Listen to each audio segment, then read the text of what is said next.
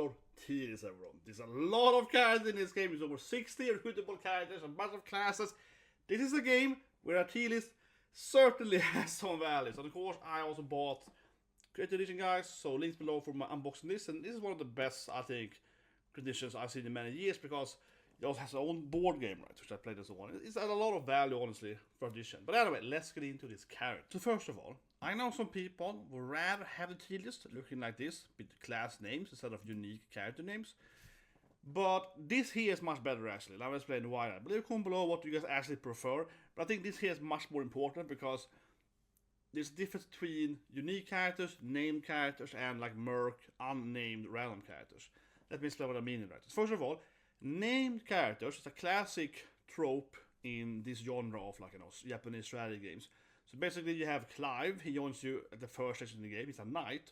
You can also recruit other knights, right? He's a knight with an actual storyline, a unique face, you can see him here, has a unique hairstyle and so on. But he doesn't have better or worse stats than another knight, right? And you can change anyone's like personality to offensive or defensive with a mirror. So he's not unique in that sense, right? But he's like a unique character. But again, that's called a named character. He's a named, right? A named knight, basically. Now you also have unique classes. For example, Alain, the main character, has a unique Lord class, right? So this older version we have all the titles here. This makes less sense. I'm talking about, specific, like, unique classes, right? It's only one of them. It's only one Dark Marquis on. That's kind of strange. But more so, which I think is very important to understand in my tier list, and I think more people should do this in their tier list, guys, like, seriously, is that some of these characters, right, they're not recruited at the same time as the class. So, for example, the best example by far in this game is, of course, Ochlys, which is here, which you get with Sharon. So Ochlys, she's recruited like 80 hours before, and this lady here, she's your angel waifu for like 80 hours before you get any other angel waifu. So of course, she doesn't have better stats than the other angels, right? But she's there for like 80 hours more of the gameplay, maybe 70, something like that. But she's obviously a way more important character, right? So when I make my tier list, you have to take that into mind. You can't just be like, well, at max level, they have the same stats. Yeah, but at max level, you only play the other angels for like 5 hours, and you have like 80 hours. So I'm like, nah, I think she's more important for your party, okay? One thing that I see people do very often, right, is that focus on the top of the line and mechanics, right? So honestly, a huge issue a lot of people do when it comes to tier list is that they don't think about the actual combination or what it actually means, right, to play the game. So what I mean with that is that, for example, when some people do tier list, they only look at maximum top gear value. And that doesn't make any sense in many games. For example, right, you might have a game where you have Adamantium class, only one character can have it. Let's say that Bifa is the best character in the game, absolutely. So you always give her the Adamantium class. Right? Then character B and C, if they get Adamantium class, they get better stats and so on, right? But you don't have that anymore. You only have Kryptonite class, right, for B and C and D and so on. And then a lot of people in their tier list, they will do like, oh, but if B gets Kryptonite class, she gets 20 damage, while C gets like 12 or whatever. So that makes C worse. However, if C gets Adamantium class, then she gets 55 damage, and B only gets 30 damage with Adamantium class. Ergo C is better. No, she isn't, because you're never gonna give C the class anyway, right? People way too much look at the optimal gear for every character, but very rarely will you have optimal gear for every character. And also, of course, more importantly, a game like you can Overload, you have no end game. It's not a Warcraft, you get to max level and then the game starts, right? This game is like the journey to max level is what's most important.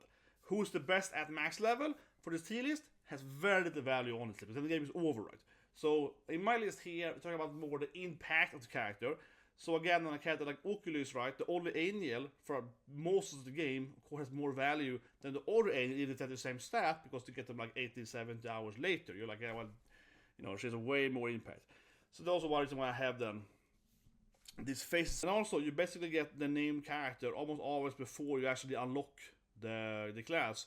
So basically, you meet the character, they're a boss, you defeat them, you let them join you, and then you can also then, in their fort, get that class, right? Now, you can actually not have to join you have to just beat them, basically. But as a big sound here, in Unicorn Overload, there is never a purpose at all to not recruit a character. You get some really meaningless items. Almost all the execute are completely pointless. You get so bad items.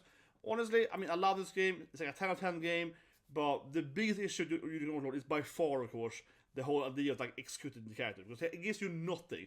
There's no other storyline to doing it. You just miss out the storyline, and a bunch of character, you know, have unique items on them, whatever. So it's basically always just pick up the character, right? Unfortunately, that I would say is the biggest flaw of the game. Seriously, that mechanic has like no purpose. If you compare it like Ogre Battle, which game is heavily inspired by, in Ogre Battle you had different endings, and you had many different endings. You had different paths. You had evil guys, good guys. So for example, you couldn't recruit the witch lady unless you were really evil at stage 5, right? The pumpkin witch lady. You have to be like maximum evil to get her ready at stage 5. You can't recruit the demon guys unless you're maximum evil late game and so on. You can't get the dragon knights in that game unless you're super good and so on, right? So you have to actually kind of do different paths. For example, Triangle Strategy, another great game, this few years ago, similar game of course.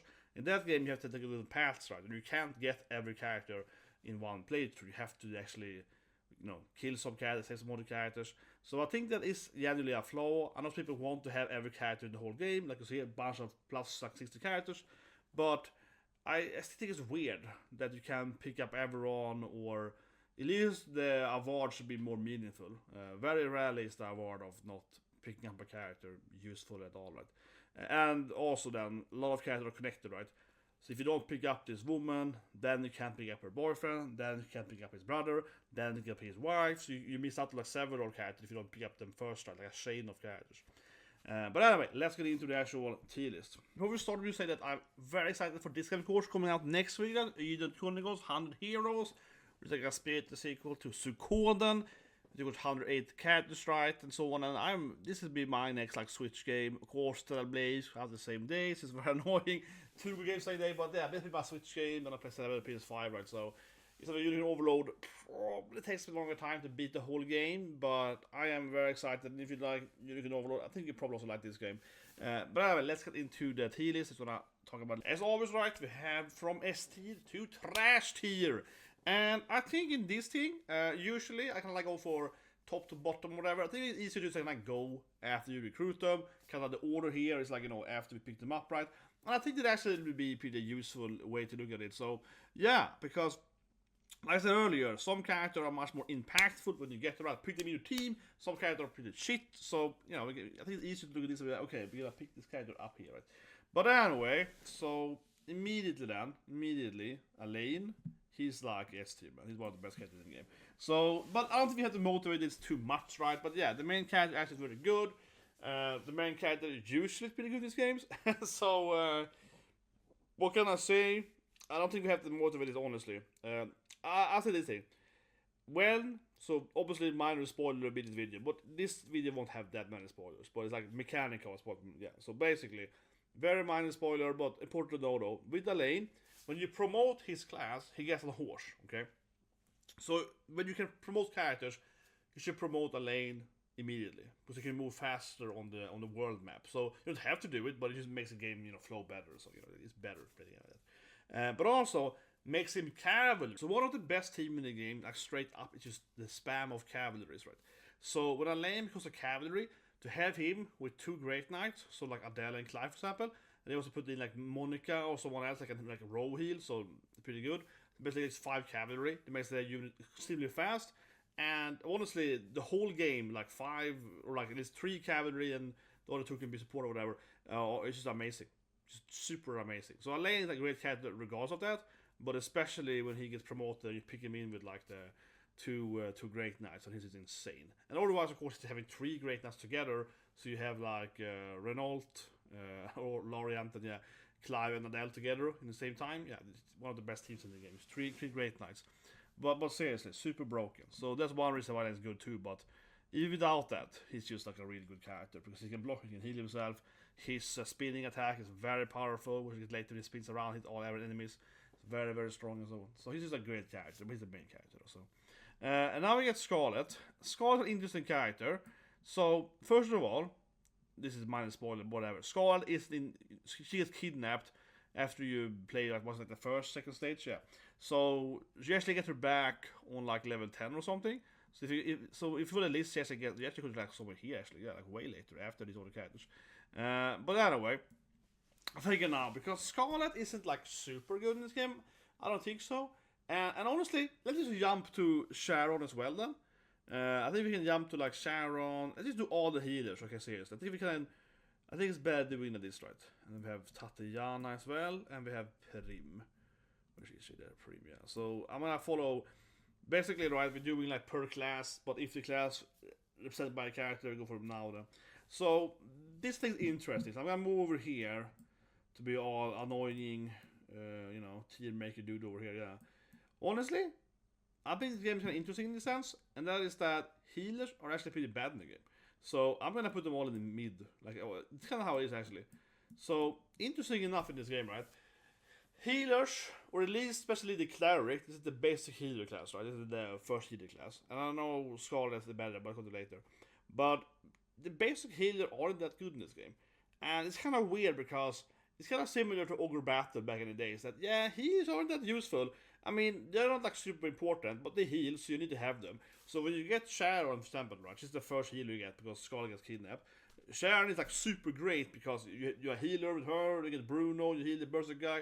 And of course, healing is great, right? Healing is good in the game. Healing is good. But this healer, the basic healing class, is bad because all the other healing classes heal and do other stuff as well, right? So they have much more abilities. They have like offensive ability in healing and so on.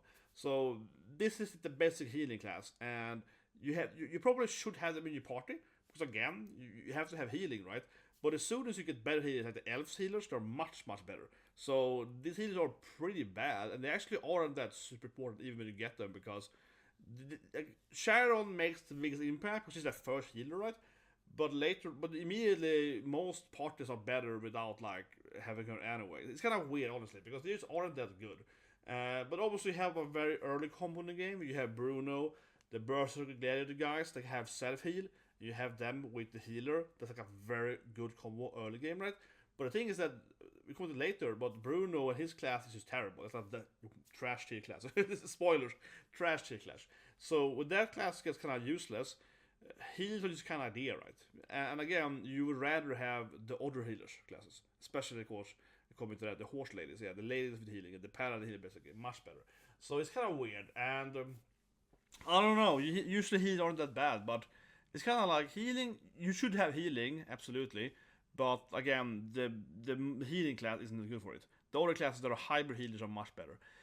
So I think they're all mid, but they aren't trash because again, they're useful when you get them. But for example, Primm, I mean, okay when you get her, right? But you can pick up other merc healers. And when I got Tatiana, I never used her at all. No, I never even used her in my first playthrough, for a second. And in my second playthrough, I don't think so either, because again, healers aren't that good, and she comes in way later than all the characters, and you don't need her. It's kind of like whatever when she gets. However, though, Scarlet is slightly better, and the only reason I think Scarlet is better is because she has a much better Valor Ability. So Scarlet is a healer, right? A priestess, but she's like a specific kind of thing called priestess then, which is slightly better than the cleric. So she has two different things. She can do like offensive attacks with her healing magic. She's an offensive healer. So she actually is, in that way, she's better than those healers, definitely. But she also is under level when you get the back and so on, though, which is a big issue, honestly. But Scarlet's main thing she's better with is her resurrected. So she has an ability to resurrect other teams, right? So Primm, when she joins you, she has the resurrect staff, like combat-wise.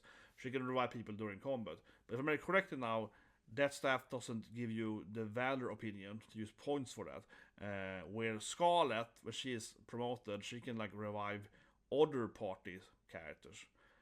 But the other healers can't do that. But they might have a staff they can do it in fights. It's like some weird thing. Again, the gear thing. But yeah. But anyway, so Scarlet is the best like team healer for like the other parties in this weird way, right? So she's the only one with revive for like a distance revive basically, and that makes her slightly better. But she's the worse than the other hybrid healers. So healing is pretty terrible, honestly. This is over that, yeah. But it's not trash because, like I said, you still need them, right? You still need them for most stages, and we can jump a little bit here in the bottom of these characters. But I think important point about is Travis, that is like S tier, right? So yeah, try him up here. And if you look at the list like this, right? If you look at it like this, with healers are pretty bad in the game, and then you have the S tier thief rogue character, and I think that hopefully should give you understand why, right? So a massive thing in this game is that the best character early game by far is Travis, like 100%. He's a completely broken early game. For the first at least 10 levels, he's by far the best character. Probably the first 20 levels. And the other character I would say is better than him later on. But basically, his thieves are just so good, right? Because you can avoid everything except the archers early game. And actually, thieves are way less good late game, yeah, because the further you get into the game, the more character will have true strike ability and so on. But early game, you basically immortal with a rogue, right? Or a thief, what do you call it? Yeah, this kind of evade tank is immortal. And it also makes the healer pointless, because the best team early game is the one that Travis is tanking for.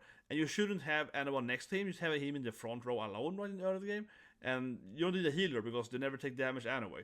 That's also one reason why healers are not that good in the game, because yeah, you're like, well, it doesn't really happen that often. I take damage, right? And this is true later on in the game as well, when you also get foxes and so on. But basically, yeah, he's the best, by far the best character. And another great character is also Ochlys. Waifu Angel also had high evasion early game, very high evasion early game. So similar thing there. Also got top tier early game character, doesn't need healing, right? And then Alain, like early mid game with double cavalry, which just insta defeat everything. So you don't need healing either, but fire fast is better as well. but anyway, but I think it's Travis immediately said, yeah, he's just S tier, right? He's just S tier. He's just the best. Not much to say there really. No, but it's basically how I said, again, he's just high evasion, and you can just take and I mean honestly. The only merc I would pick up early game in the game if I play especially on true scenario, but like the only character, the only merc you want to hire early game is basically use more thieves. Like that's 100%. You don't need to. As a side note, I didn't mention earlier, but as a side note, I don't think you should really recruit that many other characters in your first playthrough, because the game is definitely more fun just playing with different characters you get, and it is the easiest way to play the game is probably just. I wouldn't say like having like 5 characters the same class is the best way to play the game, but it certainly is easier in some stages to have like a lot of one character, right? Just like obviously great knights, but other things too, like 3 rogues in the front or something. I keep saying rogues, you call TF, they turn into rogues. Yeah, they become rogue later, right? Yeah, whatever, like 3 of those or whatever, 3 versions and Graph and so on. Or like use 3 mages for like max DPS and so on. There's much better strategies than we actually get from the character that you gain by playing the storyline. But in my opinion though, you shouldn't recruit mercs, honestly. This is your first playthrough, because it's just funnier to have to I think it's fun to have all the 10 teams, right, with different combos and so on, and then like try to make it work. And also for that matter, speaking, you get so many characters in this game that you don't have any space for mercs anyway. No, you don't, because you get more characters than you have space for information, right? However, like I said, right, there are better teams than what you can make with your normal characters, certainly. Like for example, there's like 5, a lot of more evasion and so on, like 5 evasion and so on. But anyway, so he's by far the best character early game. I mean, early game, straight up like level 4 or 5, whatever. Yeah, then Alain is probably here, and just Travis is super S tier early game. But Alain, again, he actually has probably the best promotion in the game. Yeah, he gets a lot better in the late game. He's a character who definitely gets better and better. And also, of course, Alain has unique items too. Yeah, so he has. So late game he also gets unique unicorn ring and so on, and gets better stats. So that's true as well. Anyway, Lex, complete trash tier. Jesus Christ, his character trash, man. He's his ultimate trash tier. And honestly, Chloe, also trash tier. They both belong there. They're a couple. They belong in a trash pile together. No, but seriously, both Trash and Chloe. Trash and Chloe, how can you do it? Lex and Chloe, which are your besties, right? Early game, and they're your best friends, whatever. They're terrible characters. These are immediately benched by me as soon as I can bench them. Yeah, like like immediately. All my playthroughs, I'm like, oh my god, it's kind of terrible. Like, they do so little, and it's so much better getting, like, for example, you pick up more knights early game, or pick up more, even better, more thieves, right? Travis 1, 2, and 3, and so on. So this is a terrible class. Both classes terrible. Both the fighter and the soldier class are terrible. And you can even see the game has some cheaper promoted. It's so bad. But seriously, why is it so bad for them? Why are they so trash for? Well, first and foremost, soldier has this like true strike buff ability. I think that's like a terrible buff for that matter. But first of all, witches also has a buff.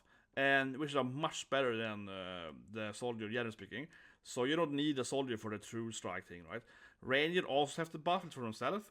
And the thing is that I never struggled at all ever in this game, no place whatever, with evasion enemies.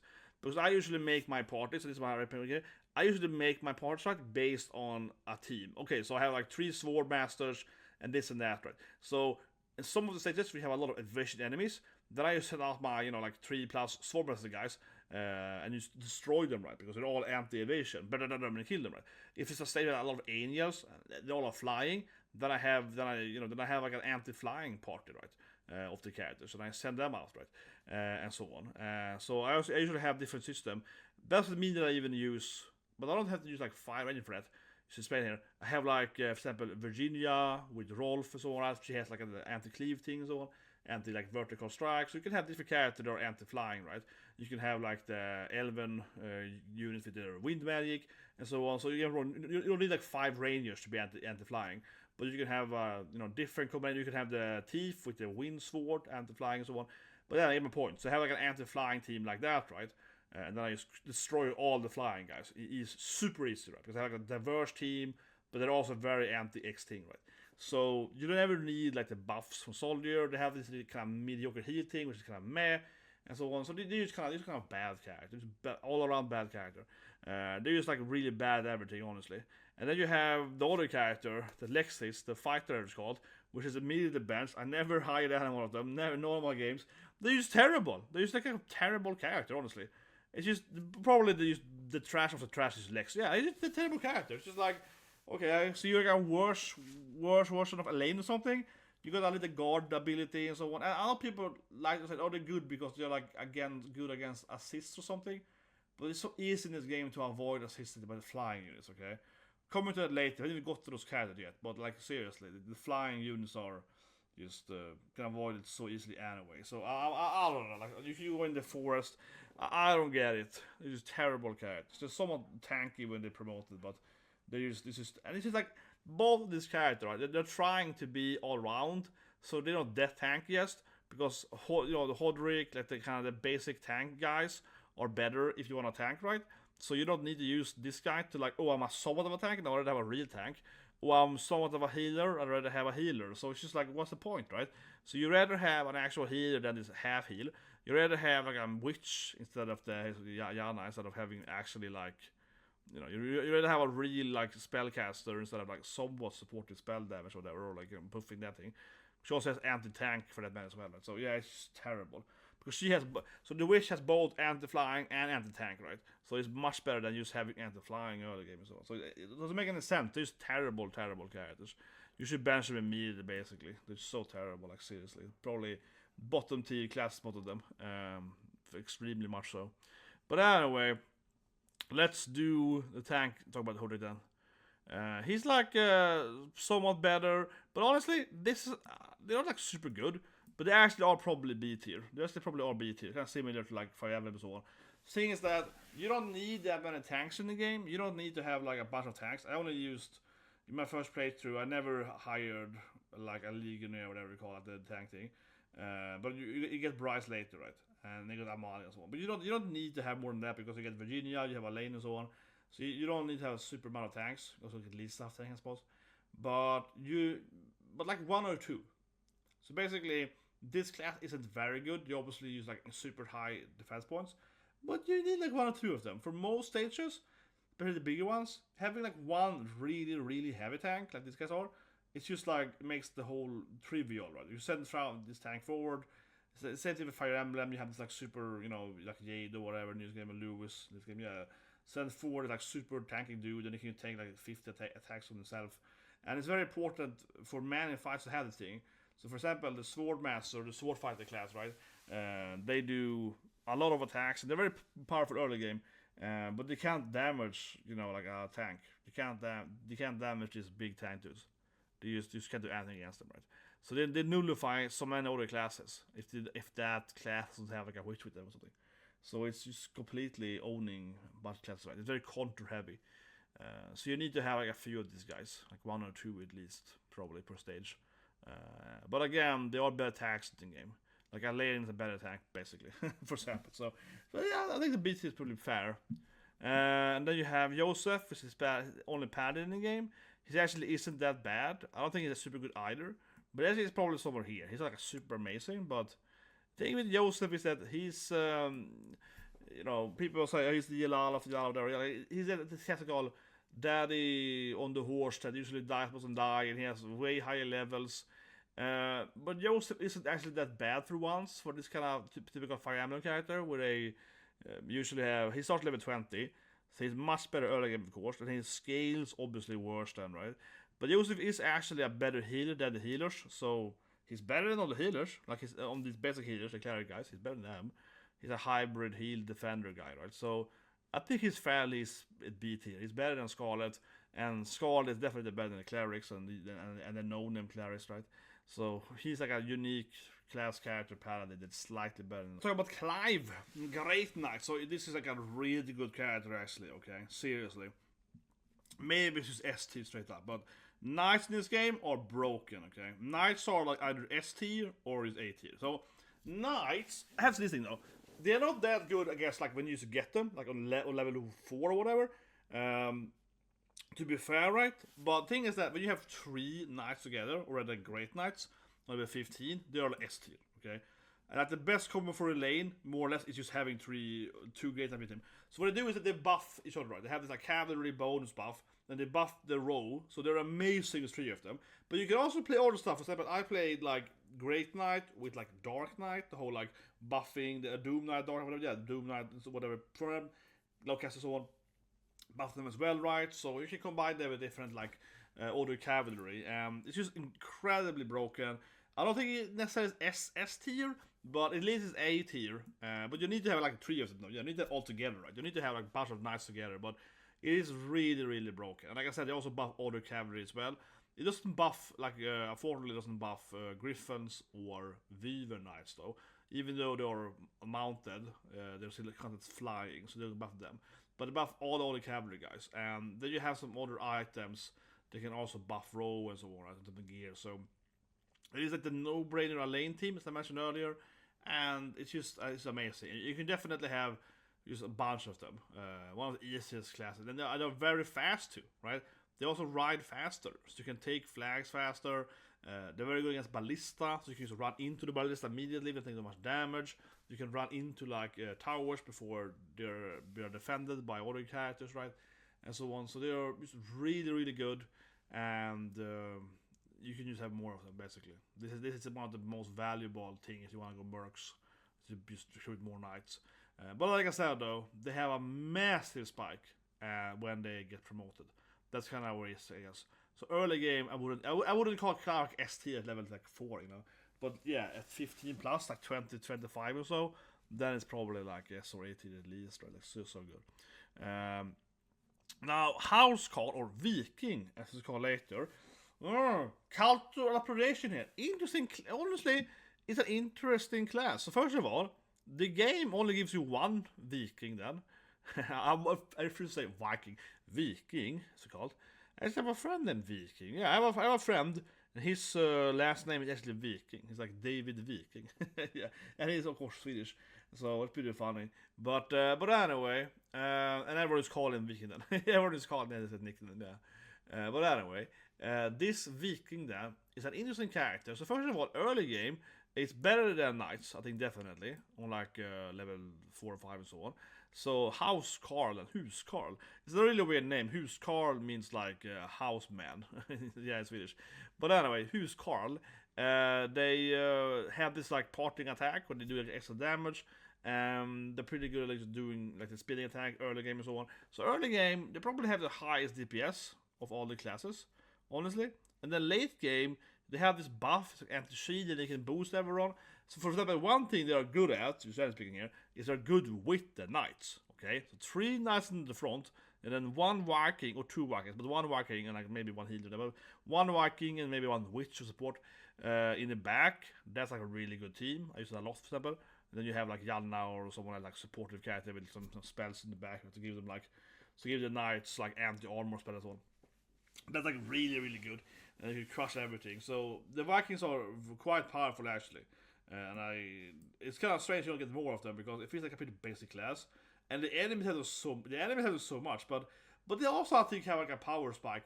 I think the Vikings are a little weaker maybe. They're definitely not as good as Knights. They might be here. The thing is that the Vikings have like I say they're very good early game, and then they kind of like fall in the mid game. Then they get good late game again. So they have like this kind of curve, right? But at level 20 or so, I don't think they do very well, but they get good again at 30, kind of that way. So I feel they have a little bad. But Knights just kind of like go at that. Yeah, Knights are like good up and just stay top level. So they're definitely probably here, maybe here. I said yeah, but hard to say. Then snipers, they're also kind of like mid tier. Kind of similar to healers. They aren't like that particularly good, and also so on, but they use very anti like thief early game. So early game you need them because they're anti-thief, late game you need them because they're anti-angel, and they're also generally anti-flying. But actually, of all the different range characters you get, so you have the sniper, or the ranger and sniper, right? And then later on we're gonna get, let's see here, the elf archer, which are magic based, and then we also have the angel archer, which is like somewhere here, yeah, the angel archer like over here.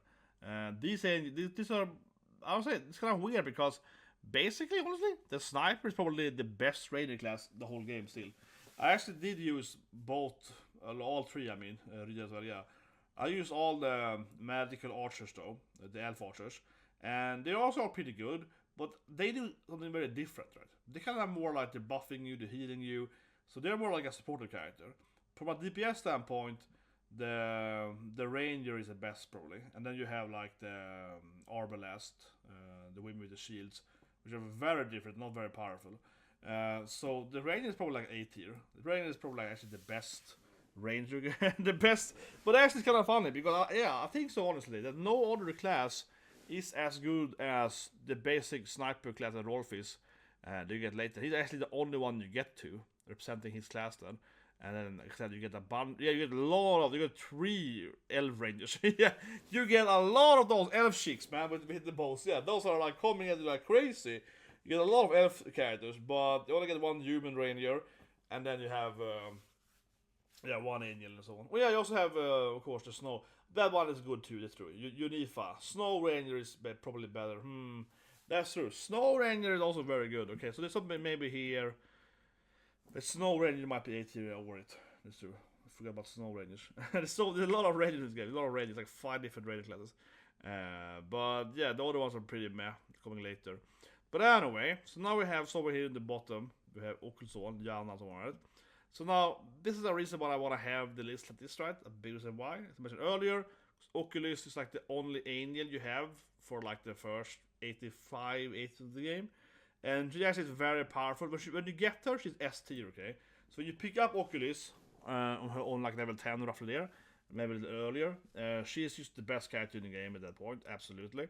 She's better than Travis when you pick her up, because she has enough evasion to be used like him and avoiding everything, right? So he has high evasion enough to just basically avoid all the attacks, straight up. So she's like immortal. However, she has more health than he has, and she's way tankier. So even if she fails avoiding an attack, which she probably won't, but like a very low chance, she won't die. He will die immediately by attack, right? So she's just like by far the best tank early game. Like Ochlys is like easily the best tank in the game for like maybe the first 22 hours, something like that, like by far. And she's flying. She's like super good. Like her class actually is very, very powerful. However, it definitely falls down massively eventually. So, but early game, she's S tier. Early game, she's like hardcore S tier. I would go so far she's the best character early game, like for the 24 hours, whatever. But then she falls down a lot, and she kind of becomes somewhere in the middle later on. She's a pretty good class though. And I think is that she's also a very good leader. Like having her as a leader, you get the first flying unit. So yeah, she's by far the best character when you get her. There's no other character that probably is that massive of a change when you recruit them as she is. Because she's the best tank for that 10 more levels. Has a really good gear on her, and she's like flying. So because flying units are very, very good. Flying units are very good. but I think you get to before you get to Gryphon. So yeah, you can very easily, I believe, get Ochlys, because you have to just pick up 30 Divine Charge on the map. So you can get it very early in the game. I think you get it before they get Fran. So yeah, you probably would get it before Fran, unless you just play the main story immediately. So she's like super S tier early game, but then she's like kind of meh late game. So I don't think she's S tier, but she's probably like somewhere around here in the game in total. But S tier absolutely for in the first like fifth to get on that. Then Bruno is a trash tier class. Jesus Christ, man, very trash tier. Not as trash as these two guys. So Bruno is interesting. So, and I will see an argument that maybe Bruno in his class is actually better than when I make it, because they do so much high damage. But the thing is that, so he has this like ability, right, to have high health points, and then they have a Sellsworld. And early game, this is a pretty good class. So maybe it's like trash tier, because the first levels with Bruno and if you get more of his class, Berserker or Gladiator, whatever you call the first one, is pretty good. Like, it's pretty good. Self-heal, I can imagine you have like Sharon with them, she heals him, and it's probably one of the best parties early game, like very, very early game, right? Sharon plus Bruno. But very quickly, is this thing just terrible? One reason why it's so terrible, especially for the enemies, is that Great Knights just destroys this class immediately, right? So the enemies will frequently keep using these Berserker guys. But if you have Alain or whatever, the Clive Great Knight combo, you massacre them. You like one shot all of them immediately, because the cavalry does bonus, right, to these guys, and they just have like no defense points. They also have a lot of health points, right? So you just do like 1000 damage and they just die. Like, you completely one shot them. So yeah, the cavalry guys will one shot these guys immediately, and that of course makes them. But honestly, it's a pretty terrible class, right? Because this is true for some other classes as well. This is true for like a sword master built correctly with 2 really powerful swords and on a correct level. They will also do like insane high damage one, and also the Vikings do high damage one. So basically, right, every class with really high damage, of course, especially the cavalry, the Great Knights, which are countering them, literally countering them, will just destroy them immediately. And then how good is Sellsworld if you can't get the Sellsworld away, right? But I heard some people saying that they are actually still playable late game if you don't have them for tanking. So you have them like in the back row and you just let them do DPS. And I see that, yeah, I can see that more. So maybe they're more, I haven't also tried that. Maybe they are more playable at like level 40-50 if you just give them full DPS and have them standing back and have this pretty decent like row attack. But the thing is that, you know, they're supposed to be tanks, right? They're doing terrible at it. It's so bad. They're definitely the worst tank in the game easily. And it doesn't work, it's everything. It doesn't work. It's too little in. It's too little. But like I said, for a very brief moment, it is the best team in the game probably. Like Bruno, like one stage. for like a few stages, this combo is very powerful for like an hour or so. Okay, witches and wizards. These are both good classes. They're both like S tier or A tier easily. Yana Hipgood Hipstow, she's obviously the S tier. They are slightly different. They're not exactly the same. They actually are different straight up. But it's like fire and ice based, so don't do the same thing. It's got some burning debuffs, got some ice debuff instead. But they're both like, honestly, I think they're both like, well, I would say witches are better though. So the difference primarily, I would say, is the support ability, right? So yes, you can both do like high spell damage.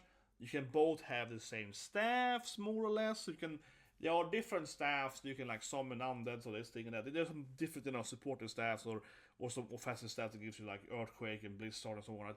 So you can like give these two classes, Witch or Warlock, more or less the same staffs. So on the special equipment stuff and so on, they're the same, right? The difference is who has the best support, right? And there, Witch is really good because Witch can give you the magical attack thing. So your attack is magic, and also the hit true strike ability. Ouch, the Warlock, the males and the mages and the Warlocks, they don't do as much for the team, and then their abilities is also worse. So basically, they have the flame thing, which is okay, but which has gravity, which is much better for stage if you can make the enemy not move that fast. has you with catapult, with ballista and so on. So, and also you have teleport with witches. You can teleport to different points, right? So the witches are, I would say, clearly better than the male version, the warlock. But the male version is somewhere probably down there. But honestly, I don't see any point really having warlocks, so you can have witches.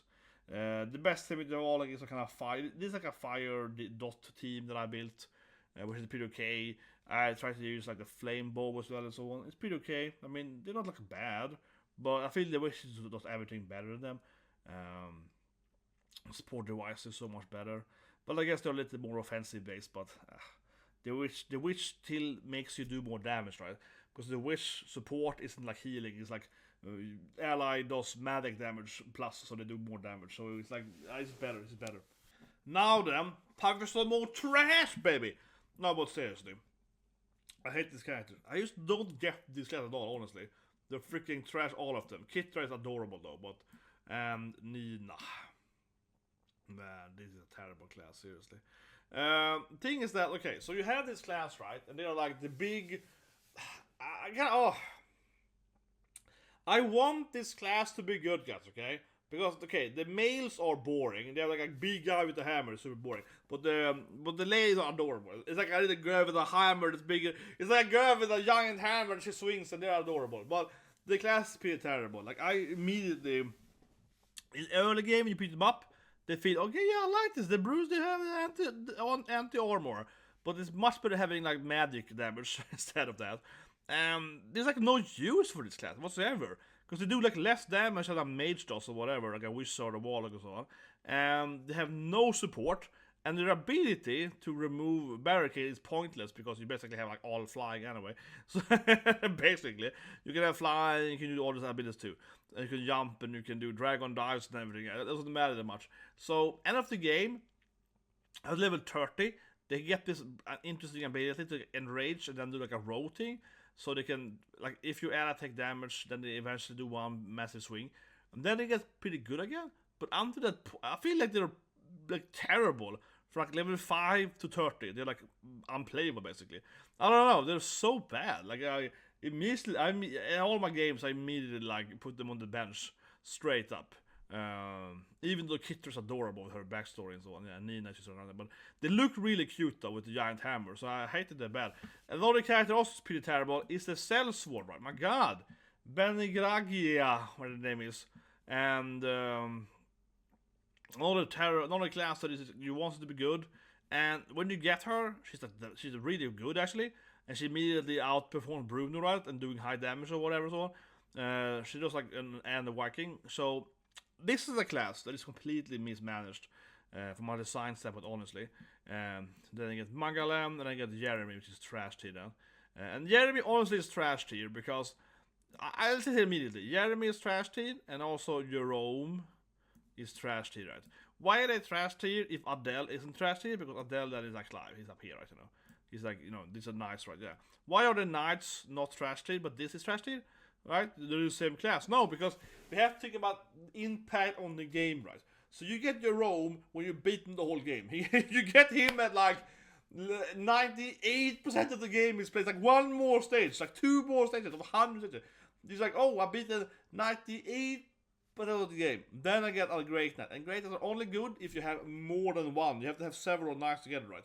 So when you get him, you have 3 Great Knights if you play it by storyline. So there are 4 Great Knights. So I need to get 2 more Great Knights by Mercs then, or something like that, you know. It doesn't make any sense. So when you get him, you probably already have your Knight synergies planned out, right? He has no place in your team. When you get your own, this is a very good class when you get them, Sellsword. These two, when you get them, it's still a very powerful class. But then you get your own, it's like 10 hours later. Then this class is like died. This class is just terrible. It's like trash tier or mid tier. It's really good when you get it, and then you completely falls down every minute.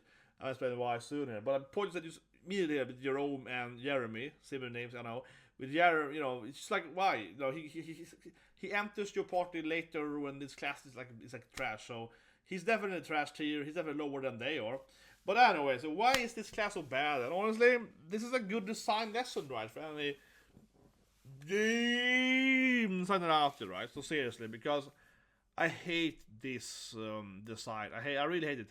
It's honestly one of my biggest complaints in this game, is the design of some of the classes, especially than Sellsword, right? So Sellsword, or a Landsknecht, as it becomes, is a terrible game design, because this is a class that focuses purely on attack damage, okay?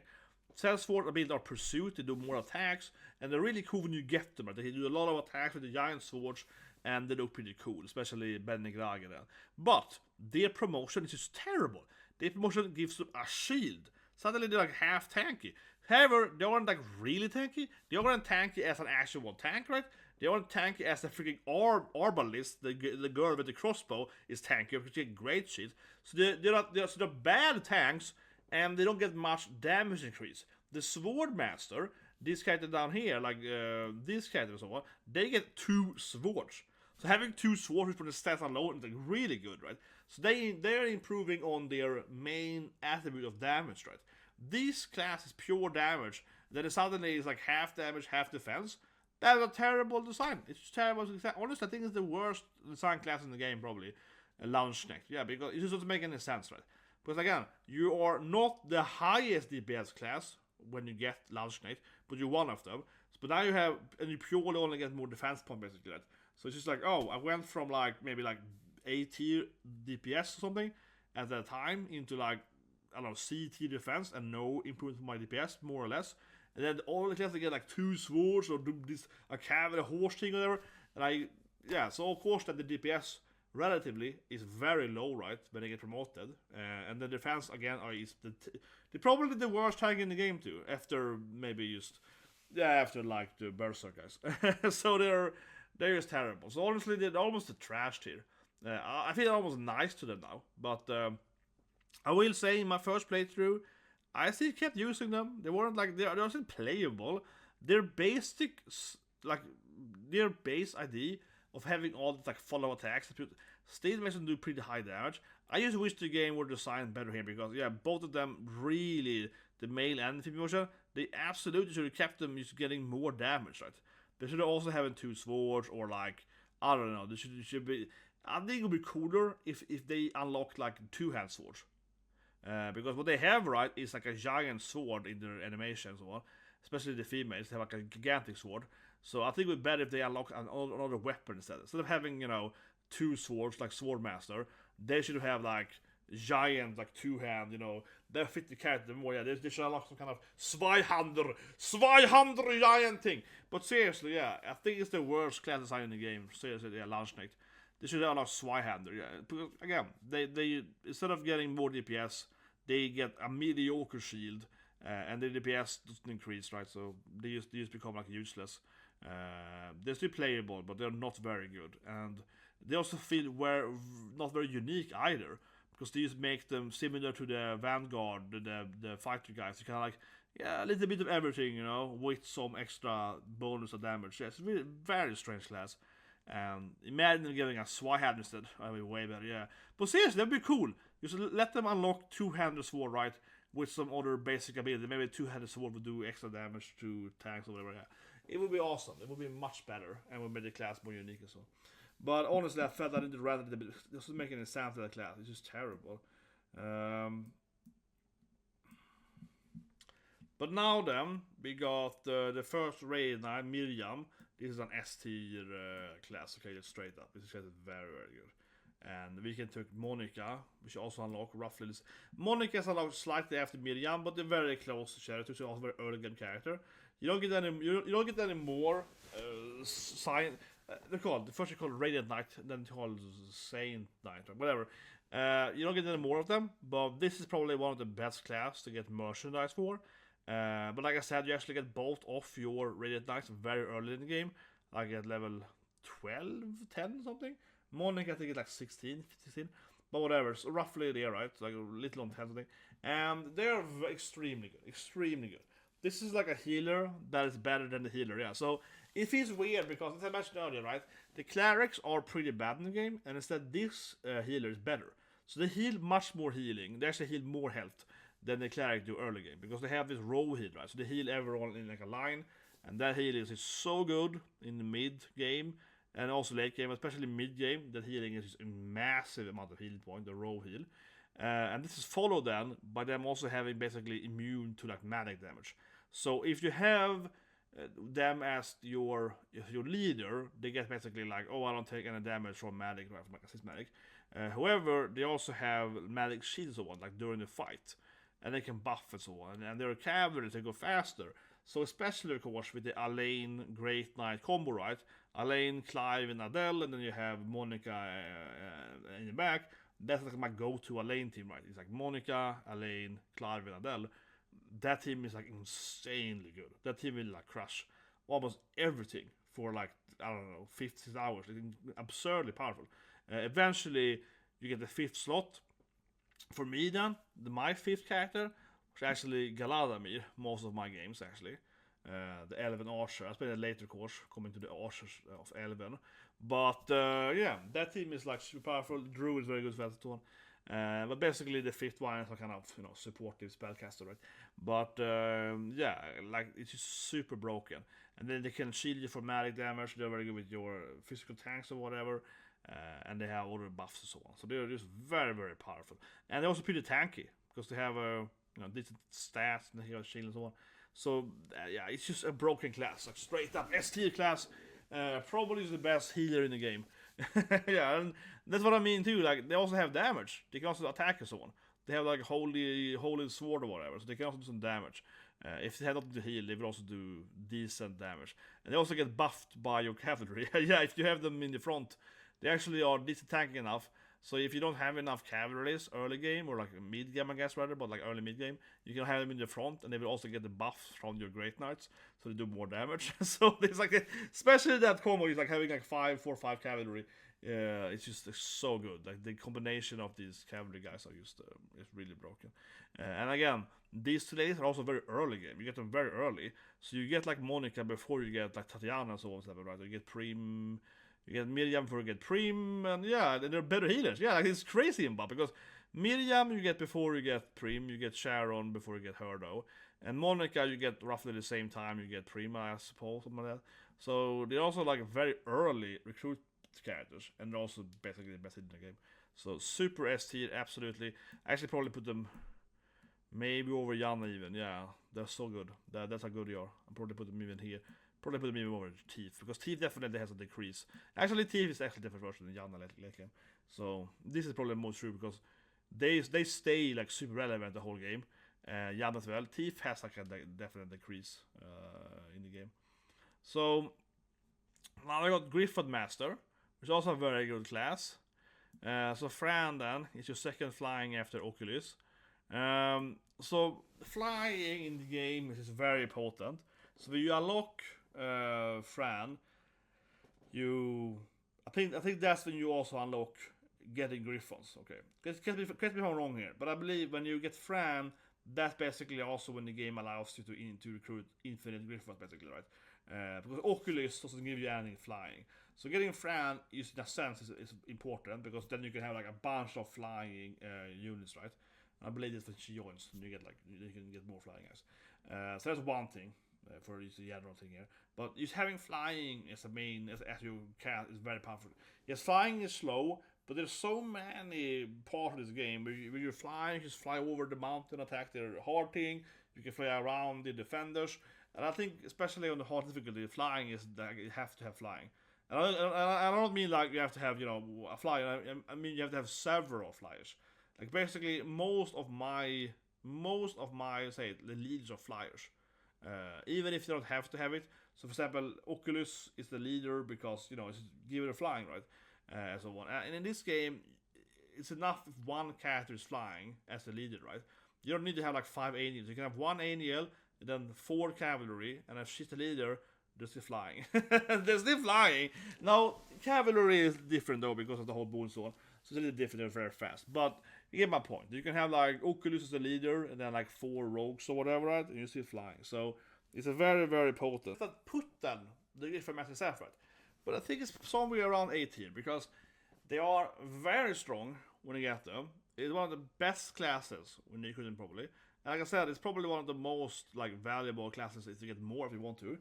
You don't need to, again, like I said earlier, you don't need to use mercs at all in this game because you get so much characters. But yeah, this is one of the characters you probably want to pick up more of when you get them immediately. And one thing though is that they do kind of fall back a bit, Gryphon Masters. They have somewhat high evasion, similar to Ochlys and Travis and so on, but they don't have the highest evasion, right? So a problem with these characters, just like Ochlys, they kind of fall down eventually because when you get them, they're so powerful, and then the more the enemies get stronger and then better gear and so on, less their evasion is enough, right? Then they have this like thing to heal themselves after the fight, which is pretty good, but because they're evasion based, they kind of like don't survive it all the time. And actually, I would put them in B tier because I don't think they're actually that good. Late game, they're pretty bad. But I think that's probably the weird combo with them is that they have higher health than like a thief. They have lower evasion, but still they're mostly evasion like focused, right? But it's better having like super high evasion and low max health. You evade all the time. Having like someone like somewhat high evasion and low health, but still healing yourself. It's a weird combo, honestly, because you heal yourself after you take damage, but you shouldn't take damage because you're evading. You know what I mean? Like you're supposed to be an evade tank. And so early game when you get them, they're very, very good because they really evade more stuff, and they also will survive more stuff. So if you take a damage, you survive it, and you heal yourself up again. So they're basically immortal, right? But mid game, it's not good enough anymore, and late game, you just die immediately by the correct enemy team. So it's kind of weird. So I feel they're like good when you get them. And Celeste, when you get her, it's also like, nah. It's like, yeah. Like, that's kind of like, then they kind of have run out of their steam, I feel. And for me, I used Celeste, put her on the Fran team and we got some Gryphons going, but it's like, that team was just mostly good because they were all flying, so it was pretty useful, but it is a weird combo, I think. It is a weird combo, like I said. I don't see much value in them after mid-game or so. Now, this is utter trash. Colm, it's just a worst Lex. This is actually probably the worst character in the game, straight up, right? I'm even bored playing it. Colm, he's the most forgettable character, 100%. But seriously, the thing is that, I guess I'm early, Lex has the worst class in the game, probably. Like, straight up. And then this guy joins with Milsandra, which is one of the best waifus. But he joins, like, early mid game, and you're already like when you get Colm, you probably already have bench Lex. The thing is that Lex you have in your party because you have no other choice, right? And then you pick up this guy like 20 hours later, and at that time you realize how terrible this guy is.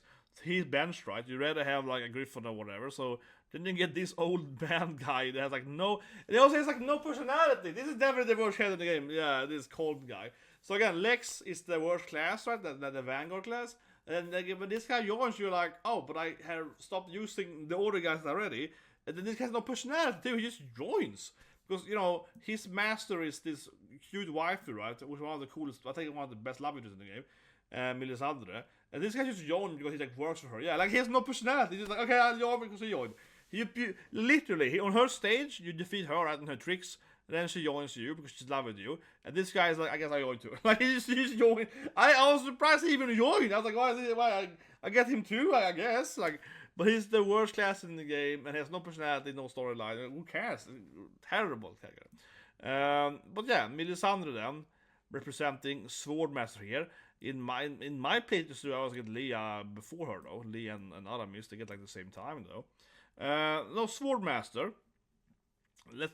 But honestly, they all kind of get them at the same time, so they have the same impact in the game, more or less. Yeah, you cannot shoot them all at the same time. These are like stage to stage. She's the North Path from Cornea. This is Drakenhold, but I mean they are roughly the same level when you get them and so on. So from a personality standpoint, Milsandra is like S tier. I like her character. One of my favorite female characters in the game, definitely. And Leah is just kind of like typical boring. Oh, I love my lady Virginia and I do stuff for her or something. Yeah, and this guy is interesting. I won't spoil too much of that, but anyway, this is a class people are kind of, I think, are probably too rough on. So some fights, especially the last boss. Oh God. So not like a spoiler here, but it's like a strategy advice, guys. This class is the best class in the game against the last boss. It's you basically need this class against the last boss. So what I mean is that they have this ability called Meteor Strike, which is like like 6-7 attacks. It's like a lot of like attacks, right? So this class is very good at doing a lot of multi attacks. This ability that Meteor Strikes or whatever it's called, like several attacks, like 6 attacks. But even before you get mid strike, you have 2 swords with them when you promote them. So they do a lot they do a lot of attack strikes. So they're very good against evasion units. They're very good against thieves and rogues or whatever, and also the foxes. They're extremely good against them because they are evading a lot, right? This guy got like keen attacks, so they have higher hit rate, and they have like a bunch of attacks, right? So even if you miss with 1 strike, you do like 6 strikes, right? So you hit with 1 probably eventually. So they're very, very good against thieves and so on. Extremely good. By far, obviously the best counter against them from like a straight up fight, right? Without buffing and so on. 100%.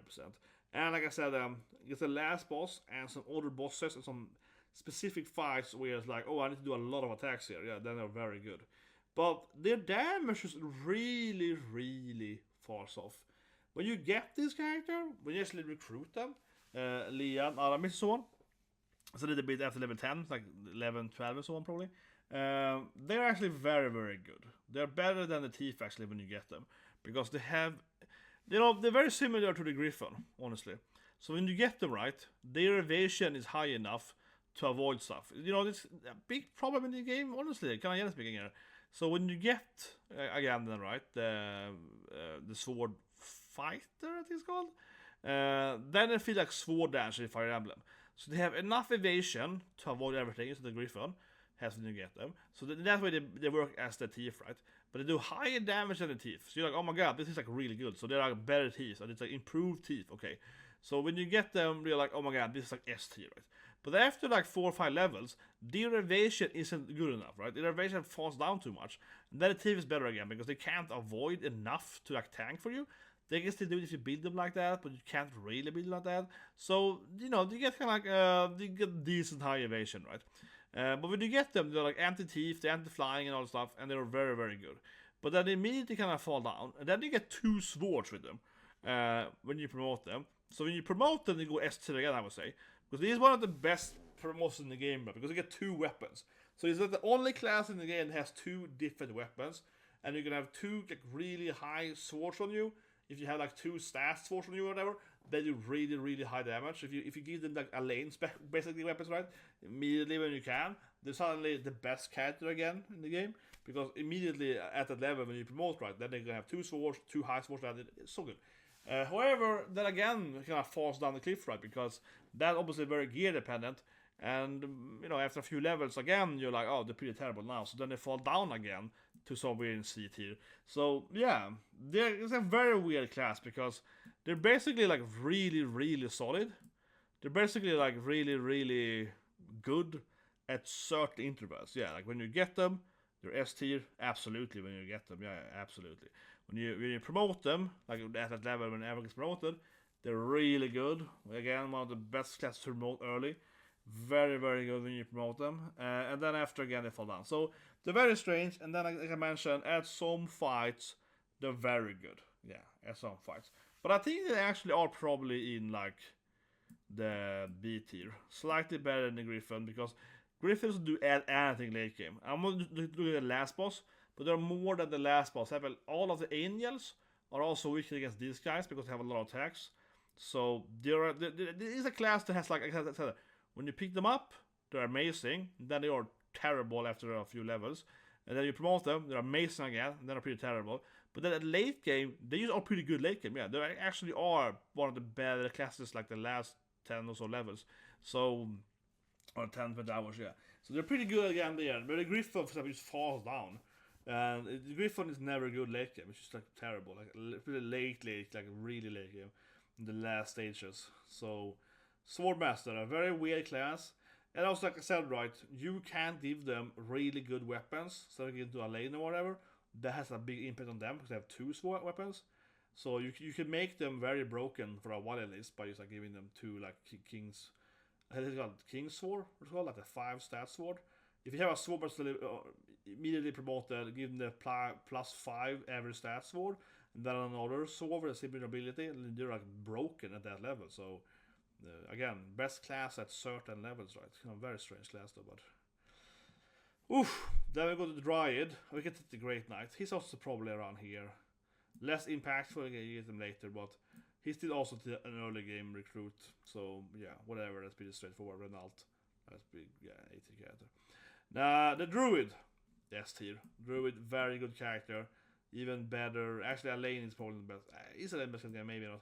The Druid, very excellent character. So the Druid, but this is no, you know, how to say it. I'm probably breaking no new grounds here. I feel everyone, I looked at other people's series and so on, or whatever, loves the Druid. The Druid basically is this amazing class because it debuffs your enemy, right, so massively.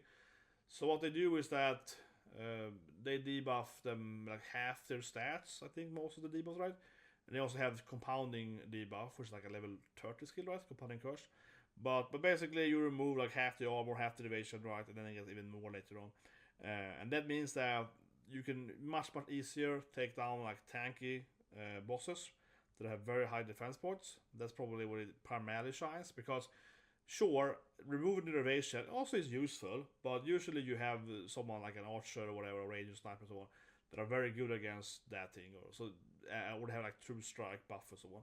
So you don't need to usually like reduce the evasion. But still though, if you have a team that doesn't have anti evading, right, you can have a druid there and you can reduce like a thief or a fox or whatever half their evasion, and then your team might still hit them even if you don't have like true strike or like can't miss or whatever. But still not as important as reducing the defense, I would say. But more so, and I used Sylphie with Alain a lot early game. I usually have her with Alain actually, because Alain has like he's like a tanky healer. You know, Alain is very good, right? He's self healing, he's tanking, he's doing high damage, he's kind of everything.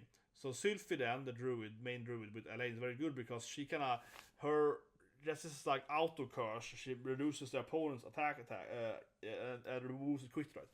So this makes she's very good for these characters that are not they're tanky, but like super tanky, where they might lose from a crit rate. So that's very powerful. So her and Alain is a very good combo, and she's good with like Virginia and other, you know, like these kind of good tanks, but not like super high defense tanks. And then lastly, you also have Sandstorm, which is very powerful. Okay, Sandstorm is a staff. You blind all the enemies. It costs like 3 APA, right? But you get it pretty early at Colosseum, and you can buy it as well, I believe. But yeah, you can buy one at Colosseum as well. So you blind all the enemies. Super powerful. But I would think I don't think Druid perhaps is that S tier as people say this, because like Sylphie, she's S tier, right? But the Merc Druid aren't that good because you only have like 1 Sandstorm staff, probably, maybe 2 if you buy the other one. You know what I mean? And it's somewhat like gear dependent a little bit. And you don't need to have that many in your parties.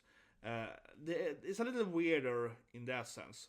Like you can have like more than 1 healing knight because there's so good healing.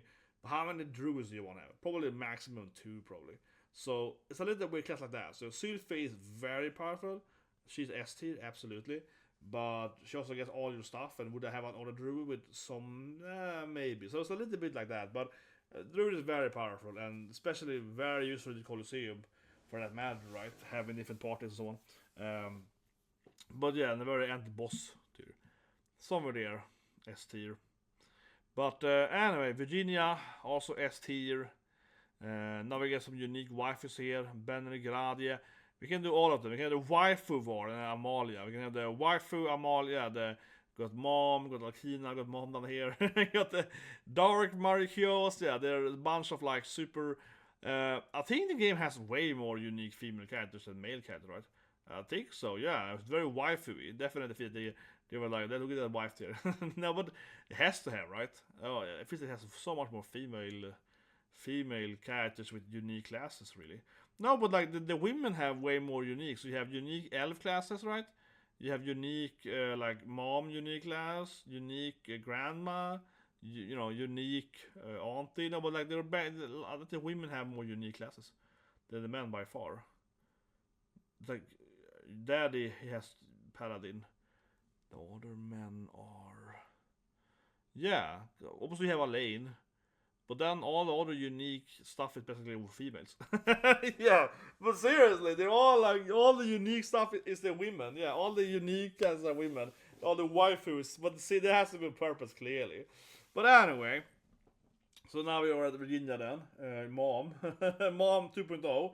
Everyone marries Virginia, of course we know that. Everyone marries Virginia, that's the honest here. Everyone marries her. But Virginia is a very, very powerful character. I think she's probably actually better than Alain. for most of the game. It's better than Sylvie. So Virginia has this unique class. I don't know her mom then, and she obviously looks exactly like your mother. But anyway, let's not go into the whole should you marry Virginia or not. Let's not go into that topic. This is a very powerful character. She has a double shield thing, like mom has two, right? So she has two shields, one per arm, and that makes her a unique character, similar to the Sword Master, where she can have two swords, she can have two shields, right? And she's the only class in the game that has double shields then, like shield maiden kind of thing. And that's very powerful, because obviously that gives you like this weird combination of like really high guard rate with the two shields, and then you can reduce damage. You have one shield that gives you like increased healing. If you shield, you heal yourself. So she's like immortal, seriously. I think she's like incredibly good when you get her. She's probably by far the best character when you pick her up. And definitely stronger than Alain, pre-promoted, I think. Then when you promote her, I don't know, that's probably where Alain maybe gets away from her and it's a better character still. But I don't know, like Virginia is still probably one of the best characters in the game late game, because yeah, the double tank shield thing is just amazing, and she has really high damage, and she got these weird abilities like anti-tank, anti-flying. She got this like weird attack all she has. And she's basically immortal. Like, she's incredibly hard to lose. Arguably the best tank in the game. Probably is the best tank in the game, because she tanks enough to also doing high damage. So she might be the best character in the game, and also the hottest character in the game. Yeah, we gotta marry Regina, guys, and that's why you marry her. I married her based on her stats, not based on her mom appearance. But seriously, next wife immediately, also on her rival, of course, Berengaria. So Dark Marquis is somewhat unique-ish. Basically, right, this is a class that only Berengaria has, or Ren, as you call her, yeah, Ren. The only Ren has until you beat the game. When you beat the game, you can get like other characters that also has the Dark Marquis. And then some bosses have it too. And then, for example, Nigel, I guess is Nigel.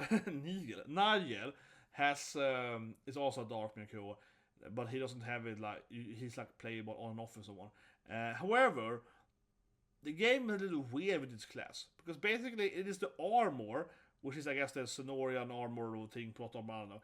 But basically it's the armor from the bad guys, right? And that the armor is what makes you this class. But like Alkina, Grandma, she uses a staff, and of course Ren uses an axe, and then Nadia uses a sword and so on. So they don't have the same abilities. So they don't actually have the same abilities. They have unique abilities, especially Alkina then, Grandma, which is like a spell casting dark, right? She can tank a spellcaster. So they don't have the same ability at all necessarily. They have an overlapping stuff with like being on the ground, I guess, and having really good stats or whatever. So it's a very weird class in the game, where again, it's important to say here that they're not the same. Like, they have the same class title name, but they actually are different. Each one of them have different abilities and some overlap. So it's like a very weird class. But anyway, it is definitely one of the best classes in the game. Ren is probably one of the, when you get her or Virginia are like the best character. She's really broken. The only thing that makes Ren, and this is spoiler now then, but minor spoiler, not that big spoiler, Ren will be kidnapped, and then you have to help her like Scarlet. Otherwise, she would probably be destroying everything. Yeah, I mean, it's not really nerfing her, but seriously, when you pick her up, she's so broken, and you beat everything, and then she gets kidnapped, and then you get her back again, and obviously now she's like 5-6 levels lower. Also kind of irritated me, seriously, because yeah, she gets kidnapped for, let's say, 10 hours of game time, something like that, right? And then she's gonna be like 5-6 level lower than everyone else when you get her back. You can, of course, give her items to level up, obviously. But yeah, that frustrated me, because she's, again, I keep saying, she's by far the best character when you pick her up. She's like S Tier, absolutely best character when she joins your party. And then you get her back, she's like 5-6 level. She's like way under level when you get her back, and you're like, oh, Jesus Christ. Very frustrating, seriously. But anyway, is she better than Virginia? Hard to say. I would say Virginia is probably better, honestly, because the thing is that's kind of thing, right? When Ren joins you, she's the best character in the game. But during these apps of like, again, 10 or so hours, right? Virginia gets a promotion, right? She becomes this Valkyrie. She gets the next level up. And then I feel Virginia is probably better, you know? Then because, like I said earlier, with winning double shield and so on, but she has it already, but you know, she gets more stats so on. And Ren doesn't get a promotion. So she stays exactly what she is when she gets to it. So she is just what she is, basically. She has no like bonus stuff to gain later on after she levels up again.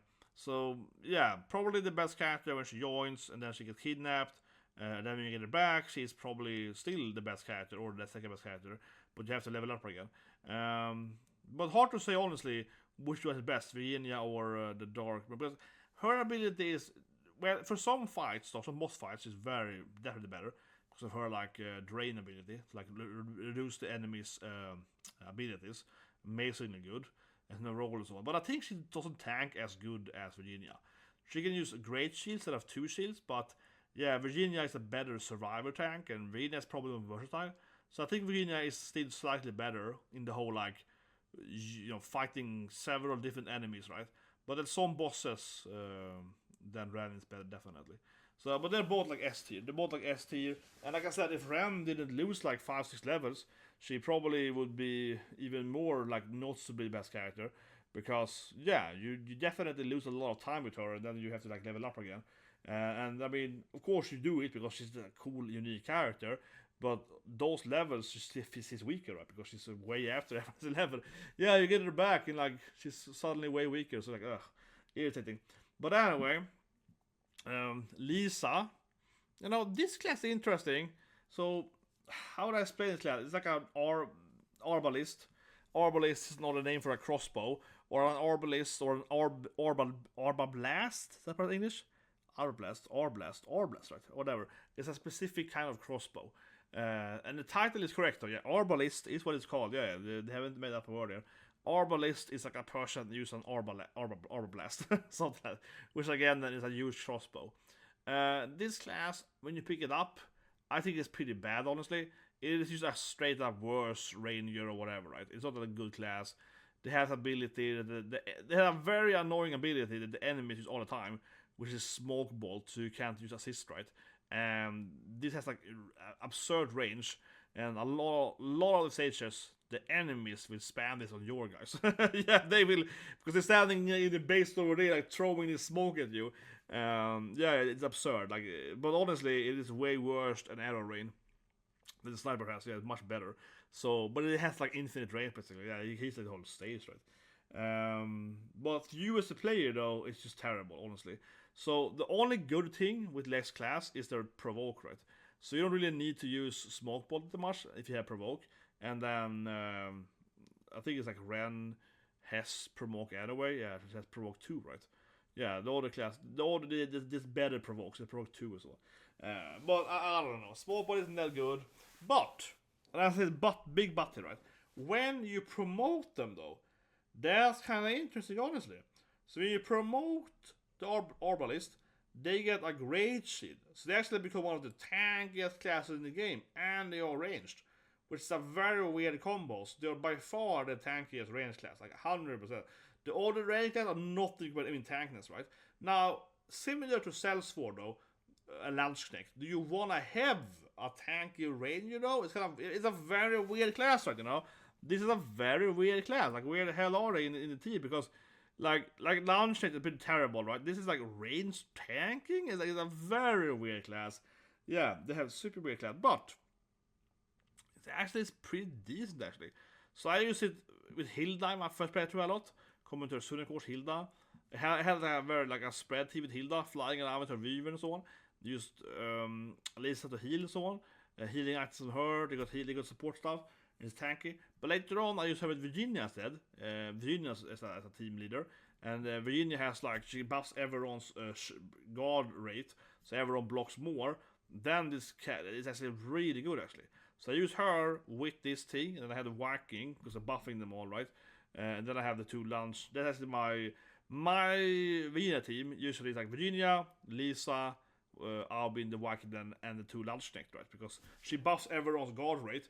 Suddenly everyone's guarding, because he also gets a shield, you know, Vikings, like whatever. So they're all guarding, yeah. And in the front I have Virginia and the Arbalist Liza, yeah. And they send them blocking, and actually you have really high damage and average blocks all the time. So actually it's pretty playable, and it also works with like the Weaver and an aggressive diving team. She can tank in the front. So it's a very strange class because the way I play Hilda, right, is to dragon dive usually into, or like fly into the ballista or whatever, right? And then you have this character in the front then, because they're tanky and they're anti-range. They're range and they're anti-flying. So if I wanna like dive into like an angel, right, like an angel ballista, then this is actually the best class. So it's a very strange class, very unique class. But I don't think they're better than the basic ranger because they do better. But they do definitely gonna fit into it better than the Landsknecht. And honestly, they are probably better than the Swordman. But they're not like better than this. I think they probably are like some kind of B tier. Yeah, it's like a weird, very weird class. Some make them pretty good. But I think you need to have like Virginia, or you need to have something else that kind of makes them be better tanks though. That benefits them for that. But also, Virginia is also the perfect combo for Arbalist because she just gives them better guard rate so they can still do damage, right? But like I said, Virginia is a very good character. She's very good with like half damage, half healing team and so on. So, another Gloucester, he's a Doom Knight, Dead Knight. They're also 8 here. That's very good. Okay, very good. But you can't have like 6 of them because they take much life points. But this is actually a very good class. I think it's underrated by people. So they do insanely high damage. So you need to have, but they also sacrifice the life points to do high damage. So what I use for them, right, mostly is my Hilda team, right. So I have a Hilda team with Hilda and Gloucester, and Liza was there temporarily forbidden. But Hilda and Gloucester S together because I want to have like a Wyvern team, right, that is very high DPS. Very good at dragon divers. I can jump into the enemy fray and then just like immediately take over a catapult, take over a ballista, or maybe a tower. Sometimes a command pod, but usually it's a ballista or a catapult. And I want to have a high DPS, enter immediately, right? And then I actually have Gloucester and have Gloucester and Hilda, and they do really, really high damage. But you can't have like too many of these Doom Knights. You can have like one basic him because they're very like. They do so much damage. The enemy have like 3 of them, and you run in there and so on. And they also do melee damage, and it's poisonous, and it's really, really good. But you can only have like 2-3 of them. You can't have more than that. You can only have like one. It's like a very, very like fire team. You just need to do massive high damage. Very good against less boss in the game, yeah. And I use Gloucester with this like first aid kit, where after the combat he heals everyone in the team. And I have 2 of those, so he heals everyone like after the fight. So I have 2 Doom Knights and heal like that. And heal dice for kind of tanking and so on. So I think they work really well together. And he's somewhere here probably. He actually is a pretty good character. And when you get him, he's pretty good. And then he gets incredibly good late game. So then with Hilda, it's S Tier cat definitely. Hilda is badass, hot waifu. Not dragon man, dragon waifu. So Hilda is somewhere up there. Not the best character maybe, but the Wyvern Knights are the best flyers in the game basically. Right? So flying is very good. So when you get Hilda, she certainly should be a commander, one of your parties. And she's the unique flyer character, unique name character. She got the lightning staff and all, lightning spear I mean, and the counter and so on. So Wyverns are very good against cavalry. So they counter this like mass cavalry spam the AI has. And yeah, the AI have a lot of Doom Knights, so it's very, very good. She's extremely good ability called Dragon Dive, where you jump in and you do damage and you push away everything. It is arguably the best ability in the game to jump in and get like a catapult, whatever. You have a jump later with the foxes, but there's no damage. Dragon Dive is way better. It does much high damage and you do extra damage to cavalries. It's very, very good to jump at the cavalry and push away the other cavalries and then kill them and so on. It's incredibly good. I would say that Wyvern Riders are probably up here somewhere. Like they're very, very potent. But they're kind of like kamikaze strategy, Some stages they're very kamikaze, but this is like the best kamikaze class, and it's very good. As I mentioned, this is why I use her with Gloucester, right? Gloucester Hilda, and I kamikaze with her, and I just take over like a catapult immediately, and then they have like 1 health left, and I spam the catapult stuff. So stuff like that, right? Extremely potent. And usually have no heal limit. No, it's like 5 DPS. Yeah, it's 5 DPS and jump in with there. You know what I mean? It's 5 hardcore DPS characters. They do a lot of damage. For example, 2 Doom Knights, Hilda, and then I usually go with Maddie, but so do that. I have a roll, for example, sometimes if you're not flying, so Lorf and Lisa, yeah, like just die in there. extremely good. But I think he's probably up some here, over here. Because I do think he's the best flying class in the game. Very nice, yes, speaking. It's worth getting more of them. Yeah, you only get Hilda, and it's definitely worth hiring more Weaver, because, like I keep saying, I think it is the best flying class. Yeah, basically. I think I know. Yeah. I'm pretty confident saying that Weaver Knight is the best flying class. You get the Angels later, but none of the Angels is that good actually. Come that soon, of course, but the Angels aren't that good actually. So the Angels doesn't matter that much. They don't give like a massive shape to your party. No, Weaver is the best flyer. Yeah, pretty straightforward. Now I got Prince Albert. He's a special character. So he has this like buff thing. So he's like honestly very B tier. He's like somewhere. He's a unique character, but he's somewhere here. Honestly, he's probably better. He's like here. I guess he's better house call though. Yeah, he's like B tier. So Prince Albert is a very unique character. Basically, he uses buffs everyone all the time. He got a lot of buffs. Okay, so he's completely obviously then by himself useless. He just buffs the team, right? And yeah, his Valor is buffing and so on. He's like offensive buff, defensive buff and so on. So first of all, he's really bad when you get him, I would say. I put him in trash team when you get him. He is not useful in your party. He doesn't do enough for it. Obviously, the issue is that he has to buff a lot of guys, right? So when you get him, you're not buffing enough characters. That's one thing primarily. But also, you know, it's too easy earlier and so on. But late game, he gets good because you have more characters in your party. So he buffs more stuff, right? It's better. And then he has more insane stats and so on, right? So he kind of does better late game, right? But he's very shit when you get him, basically. And then he's decent late game. However, isn't Druid better? Because Druid just debuffs the enemies and way more. His buff isn't necessarily that high. He's probably could be buffed, honestly. He should buff more, right? Percentage-wise. So he's like very B tier. Because he's very good late game, but very terrible early game. Or mid game, I guess, when you get him. But basically, when you recruit him, he's terrible.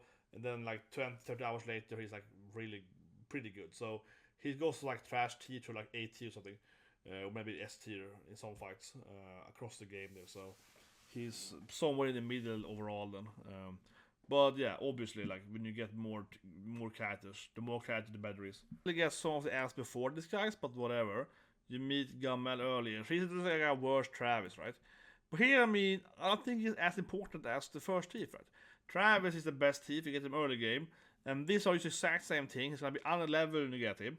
And like I said earlier, thieves are so good that if you want to have thieves in your party, you just hire immediately and throw out Lex and Chloe and so on. Throw out the trash, right? Throw out the trash immediately.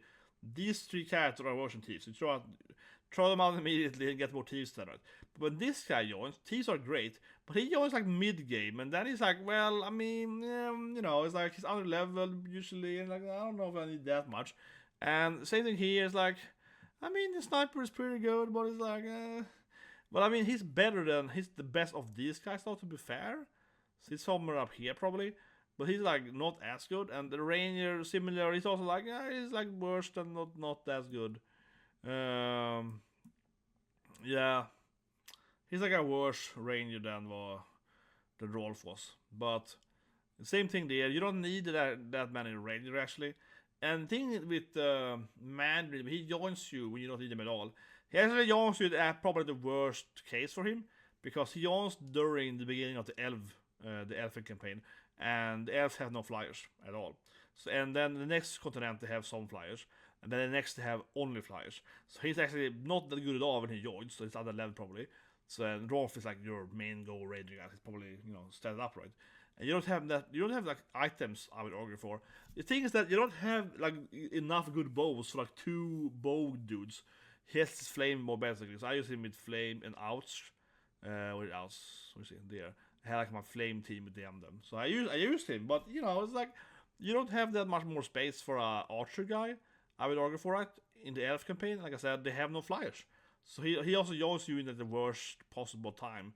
Actually, probably makes him mid in a sense, because he's like not useful at all when you get him. He's not useful for like the next 20 hours basically. And I mean, I know it's true for Rolf as well as said, but again, he's like your first trading guy. He's higher level than him, probably, and all this stuff. So he's like more useful because he's more up to date, right? And you have like one good bow at least probably for Rolf, but he won't have a good bow, right? That's the thing. And of course, 20 hours later, then he can have a good bow, but then you also have like 3 elf archers and a snow archer, so then you have like 4 more archers, and they're all better than him. So it's like, no, okay, and then you get like, wow, then it gets crazy. So anyway, we take Amalia later, which actually is like super late, you know. She's like special waifu. She's like dear actually. So now then, they got a bunch of elven chicks, okay? They all are waifus still. Look at that, that's a waifu too, right? Yeah, all the elf waifus. They're all elfen waifus, seriously. That could also be a woman, but yeah. It clearly traps all of them. But anyway, so the elves have 3 archers. Not really, not even he's the last one, Legolas, because he's clearly the first one you get. He's probably, yeah, Galadamir is the last one you get probably. Riddle is, I got Legolas before Riddle, but Galadamir, she joins you way later. She also when you beaten that basically. So in that sense, it's a little bit less impactful because she joins you that. I used to read my Alain part though for most of the game, still though. And Riddle was my leader for my Amalia team later on. But anyway, the Elephant Archers are really good. And people are actually looking down on them. But the Elephant Archers are basically, first of all the elves, this is the other elves too though, they counter like debuffs on. So they counter the Druid. So Druid is S tier. Druid actually is F. Okay, so she's S tier in. For a sign of, yeah. Sylphie is complete trash during the elf campaign, right? Because all the enemies have the same ability. They always debuff them, yeah. So, yeah, Druid can't fight elves, okay? Like, elves just beat Druid immediately, making her then useless during that part of the game. Honestly, straight up. More or less, seriously. She's so good at them. But the elephant also are interesting. So they use like magic elf instead, right? So they're better than the normal ranger against tanks and so on. They get a bunch of buffs instead. They can use other buff items better and so on. So they're quite versatile actually. So I use all 3 of them in all my playthroughs, and they're really good.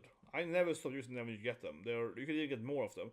But they kind of fill this role of like, oh, I'm a supportive damage character. And they got a bunch of different abilities. They actually are very good against certain enemies, like obviously Druid, but also other enemies too that have debuffs, right? So this is like the go-to debuff counter. And then they also have damage, they have spell damage, and they can buff you and so on. So I actually think all of the like the rangers are somewhere up here actually. Like they are all pretty good. No, I think Gladimir is hottest though, so good level, yeah, hot attractive power up. Now the Sword Fencer, also I feel a pretty underappreciated class here, which I think is even better than these classes. They're very similar. And obviously we have to have Railnor with her ass, but yeah, Railnor with her giant, you know, so that makes Railnor S tier, because of her freaking, yeah, Railnor with her giant buttocks is S tier immediately. It's just bonus points for her having her giant ass, but no, seriously. Railnor and his name is like Itagoras or something. Italian, yeah. How do you pronounce his name again? Italian, yeah. They are also pretty good. So they are like the sword master of the elves, right? But they're much better. They actually have really high like spell damage, and they have this like barrier thing that protects your flying guys, and then they have a bunch of other like debuffs too, and buffs and so on. So they do a lot of stuff, and actually the best combo with them is basically with the flyers. And I keep saying it, but flying is very good in this game. Vivis are very good in the game. Gryphon Master is kind of like that. Angels are kind of like that. But Vivis are very good, and some other flyings are good too. We should have flying leaders, right? The Elephant Fencer actually blocks a lot of that. So they do kind of everything. But the thing is that, compared to like the Vanguard, right? The soldier or whatever, which also does everything, but they do everything poorly. They do everything great. They do everything pretty good. And most fights in the game, they're very, very strong. And I think actually people are, again, underestimating them, because they got like spell AoE damage, you can remove all the debuffs, they can buff you up, they make you immune to like wind damage and like ranger damage, and they have so much versatility, and they also have a much better assist, right? Because they actually throw you spell damage through you, and that actually is very, very good, because a thing in the game is that all the classes should be either assist or flying, basically. Or like a 1 or 2 cavalry, but like, you know what I mean, because when you have the assisting to do spell damage or range, then you can then test them right. They will change your org you seed. So extremely important in the game, especially on higher level, high difficulty, is to keep looking right. What assist will I do, right? So the sword fencer, because there are like spell damage, they can change that assist to you, and that's amazing. Honestly, it's really really good. We, for example, the swordmaster can't do that. Swordmaster used have like better guard duty, right? So this is much better. This is much better. So they're actually extremely good, actually. That thing is, but honestly, I keep saying it. Having assist is actually one of the best things in the game to have. 100%. It's not about the damage. You can do like 1 damage. It's about like randomizing the new counter, randomizing the RNG again. So that makes Sword Fence. So it's incredibly good to have as a party leader. You should have them as a leader for the parties, more or less. You want to be flying, but more or less, yeah, it's super good. So any infantry squad should have them as a leader, 100%. Super good. Then the twins, of course, sexy waifu twins. Obviously, super tertiary twin up there. Very good characters. Also S tier. Now, these are the best healer in the game. So they're probably somewhere here. They're like Alain level. There's somewhere here like that. It looks cute. It looks cute. No, but like they are very good. Okay, and this is also why the clerics are pretty meh, right? Because these elf chicks are just way better. So this elf, the elf princesses, they basically have healing, they have debuff removal, all stuff like that the older elves do. But they also have a bunch of like spell damage, right? So they are similar to Scarlet. They have like, they can do both spell damage, healing, spell, spear, weapon. They have a very weird class in that sense. The only issue they have is that finding good weapons for them, I guess, because they don't have many like magic or spears in the game. But you can, late game, you can upgrade them with favorite or how you call it, and then you can upgrade them to max spell damage. But they're just much better at being this like hybrid healing supporting class, right? They have this thing with the summoning fairies that do more damage. That thing stacks, so you can get some really good combos there, where like get all the fairies up. And they have this like shield thing with more fairies. I would say one thing though. Both these the Elven Princess class, what is it called, like Elven Princess, whatever it's called, that's what class, but you get a point. I can call it princesses. Hime chance, yeah, Elf Hime. It's the only thing that I'll say about them is you need to think about their AI setting. Okay.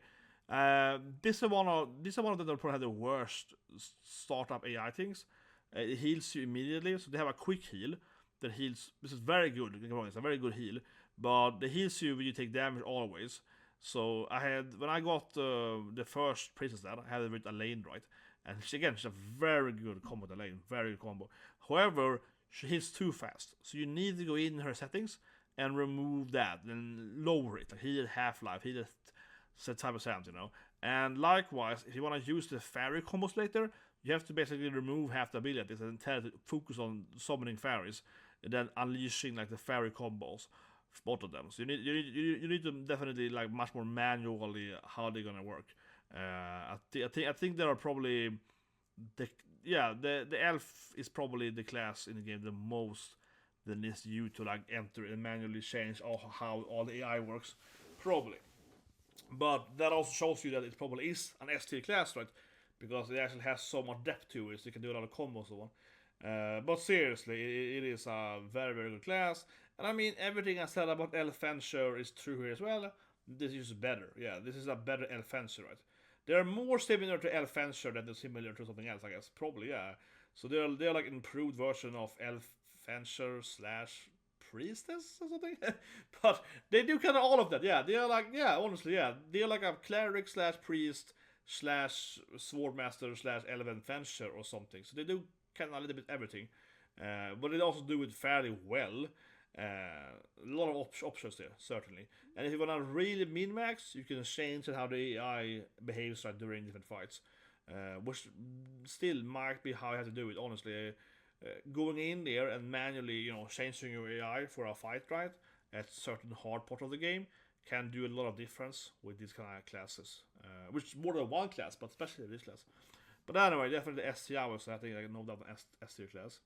Then we got Snow Ranger, which is very good too. It's better than the Ranger. When I put it in S tier, I think it's somewhere here probably. It is, so the Snow Ranger has better abilities than the Rainier, but it has less damage, so maybe less good against flying. Yeah, it's more like a supportive character. Use another ones. Yeah, but it's more like offensive support, where the Elven Archers are more like, you know, more.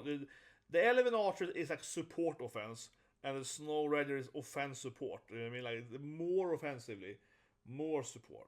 Pretty good class overall, with the ice thing, the freezing. They have this like very powerful passive. So at least you want to have Unifia in your party, or I mean one of the parties, because that's one of the best anti-boss passive, or I mean Valor. I mean, which what's called sniping. Yeah, sniping. It removes one of their PP. So it's called in the game PP. Yeah, it's called in the game, right? The blue thing. It removes one blue crystal on them, and that's extremely powerful. So it makes some bosses trivial if you can't use that, and so on. So that's one of the best abilities in the game, seriously. But it costs 3 points too, so it is very expensive. But that is a very good ability though, and that's unique for their class. There's a bunch of other classes that have AoEs, right? Like the Rainier has again the Arrow Rain, but you have the Virginia has her Cleave thing, and you have the Cavalry, Wild Rush, and the Dragon Dive and so on. There's a bunch of classes with different like AoE attacks. Of course there are different like Dragon Dive, because Cavalry and so on, but there are different abilities, but there are different attacks. But she has one of the few debuffs that is really useful, like an actual debuff on an enemy before the fight. She also have, for example, the Warlock Fire and so on, right? But they don't do any debuffs, right? Like a damage thing. So it might actually be the only debuff in the game. I'm trying to remember any other debuff now. You also have the stamina steal though, which is a red hat of course. You can steal the stamina, which is also very powerful. You can steal the stamina. Also one thing to go with Ren, yeah, she can steal like 2 stamina from an enemy. That can be extremely useful if you need stamina, and you can also turn off one of their strong guys to get to 0 stamina. It can be incredibly powerful, I suppose. But when boss fight though, that doesn't do. Her ability doesn't affect bosses, right? That might be the best ability against bosses, honestly. I can't think of any other Valor that is so good against bosses. Yeah, I think it's unique for that Rainier class to have that. And no one has something similar. No, like I said, they have DPS stuff, but no one has that kind of debuff. It's probably something I'm forgetting about, but I think that by far that is probably the best anti-boss debuff. So that's high up there. Now, then we have the Lions, which I use the word Berserk. The Lion is a weird class. I mean, it's obviously from a gaming development standpoint, right? They've clearly used Bruno's, you know, his skin, right, his graphics, and put a lion head on it. Some of the classes are kind of similar. I mean, from a technical standpoint, like certainly the archer uses some sort of the sniper or whatever, right? Like the actual whatever. Certainly there's some overlap, but they don't look the same, even though they use archery. But this class here is like, it looks exactly like the Berserker. It's just like this guy with a lion head on him. Yeah, it looks kind of weird like that. It looks incredibly similar. Where, for example, the werewolf doesn't look like a swordmaster, right? It's the guy with a sword, but it's a sword. But anyway, it is like a better class than the Berserker, but I think it is a pretty shitty class. Yeah, it is. But it has like all the same issue, right? And the other guy has. Oh, I have a high health points, and I hate myself, and he's better because he has the whole knight thing. So now we're on these beast people. They all have like improved stats to the knight, which makes them quite much better. So he's definitely a better than Berserker on knight, but I mean, this is like, oh, I'm a better trash tier version. So I think he's fairly here. So I felt no use for Scarlett whatsoever. He's just like slightly better than this guy. I ended up having, in my first playthrough, I ended up just having like all the, not all of them, but like a few of these 3 coming through, Ramona and Bertrand, yeah, and the wolf guy, Gil, what his name is? Gertrude. I had those guys in one, like, you know, night party basically. So, and then it was pretty okay, but yeah, it is a worst thing. Ramona, likewise, actually also a pretty bad healer, but she's kind of interesting because she's probably like here, very similar. She's just like a better version than the healers, but she is a better version than the healer though. She got this far class system, which is better, so you can do more assist. She used like the lion or whatever, the wolf and so on, get better stats right during the night and are faster and so on, and she's flying, So it's a pretty good party leader for the Knight people. So in my Knight party then, which I use with Ramona in both playthroughs, I use her as the party leader, right? And I have the other Knight guys with her, basically. So she's like, you know, she's a better Cleric, basically. He's like, he's a better Berserker, more or less. But she's really that high. Now, though, Dinah, oh my god. Furry waifu, man. Furry waifu, this is S tier. S tier, people like her, but seriously, the Fox is very good. If you're talking about purely like the Knight people, right? The Beast people, the Werewolves, Fox is by far the best one. Why? Well, she obviously is a better thief, right? So she's an improved thief with better evasion than a thief. And she got this like nocturnal evasion on Knights, which are much better than evasion. So if it's Knight, she's like immortal. She's like the best tank in the game because she will evade everything, right? So Dinah, by far the best Knight character, easily. And she's also, how to say it, this is also one of the classes where getting mercs is useful, right? So you only get one Fox by the actual storyline, and then you get like one Fox, one Bear, one Wolf, yeah. So she's definitely the best one. So if there is one Werewolf, Tiger, whatever you want, you should pick up the Fox. Yeah, the Fox is its better thieves. They're already S tiered by themselves, right? So yeah, extremely good. And basically, it's the best tank in the game. Like honestly, most fights are better with her than the other tanks. During the night, though, during the day she's a little weaker than like Ren and Vini and so on, certainly. But during the night, she's at the best tank. So if you time it correctly, I mean, like I said, right. In my other Knight team, I only deploy them during the night, of course. But actually use her for different teams. Yeah, I removed her from for that team and put her as the main tank for all teams. That she's a very good character. Then actually, this beer guy is pretty good actually. So I think people underestimate him, but he has this really powerful thing when he spins around. He's very tanky. I think he has the highest health point in the game, and when they spin around, they actually do really high damage. It actually makes me put them in 8 tier. So I actually don't think that the beer is that bad either. Problems over here, because the beer actually has a very powerful spin, extremely tanky. They have absurd health points. And yeah, on the horse difficulty, certain part is actually quite hard. Maybe they have like 5 beers or whatever. Yeah, it's super annoying. There's so much health points. And the heal himself and so on. But see, this guy's a much better version than the Berserker, but he also has a self heal. Yeah, the beer also has a self heal, but he's tanky. So he has high health points. He has a shield, right? So he has like high defense points, high guard, and heals himself. He's like a combination actually of these two actually.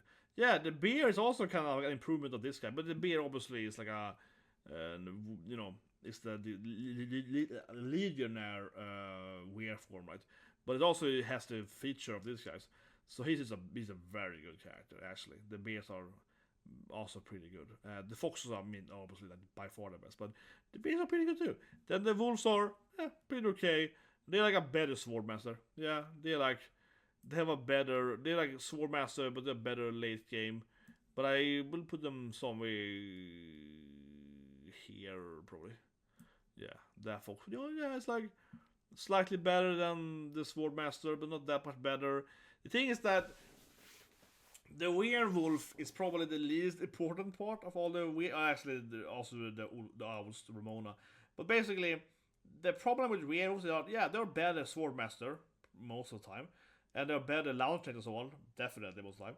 But when you need the meteor striking super high crit hit rate swordmaster, then they're better than a wolf. So in one way they are worse than swordmaster, because when swordmaster shines, then they actually do shine, The wolf, I felt, never shines at all. The wolf is never the best anything, but it is a decent DPS class. And they have interesting buffs actually with each other.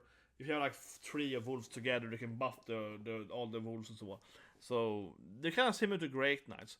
In a way, I have to argue for that, I suppose.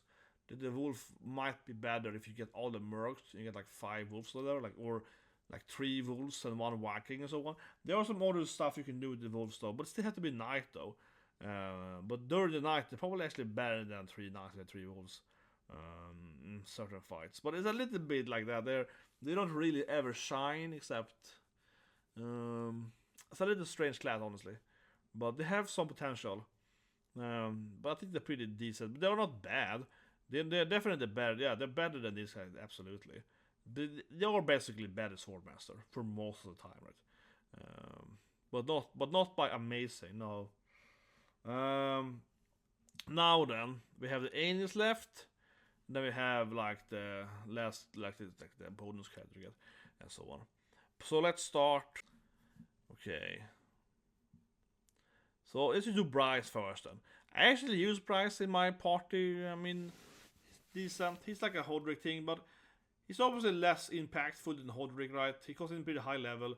You can get him very early when you enter. You get him in the same ice place, and you get him pretty early actually in Bastoria if you go left immediately.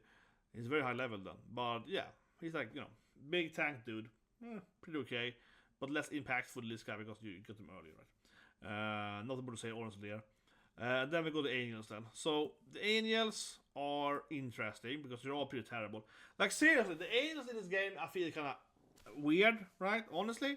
So get me move over here. I'm in angry rant mode now. But like the Angels are weird in this game. I feel the Angels are honestly. I feel the Angels are very disappointing to recruit in this game because when they join you, they're all very late game, right? You get the Angels like 80 hours plus in the game, super late game. And then you have one angel, the Ochlys, which is very good early game, so she's quite up there in the tier list. So where's she there?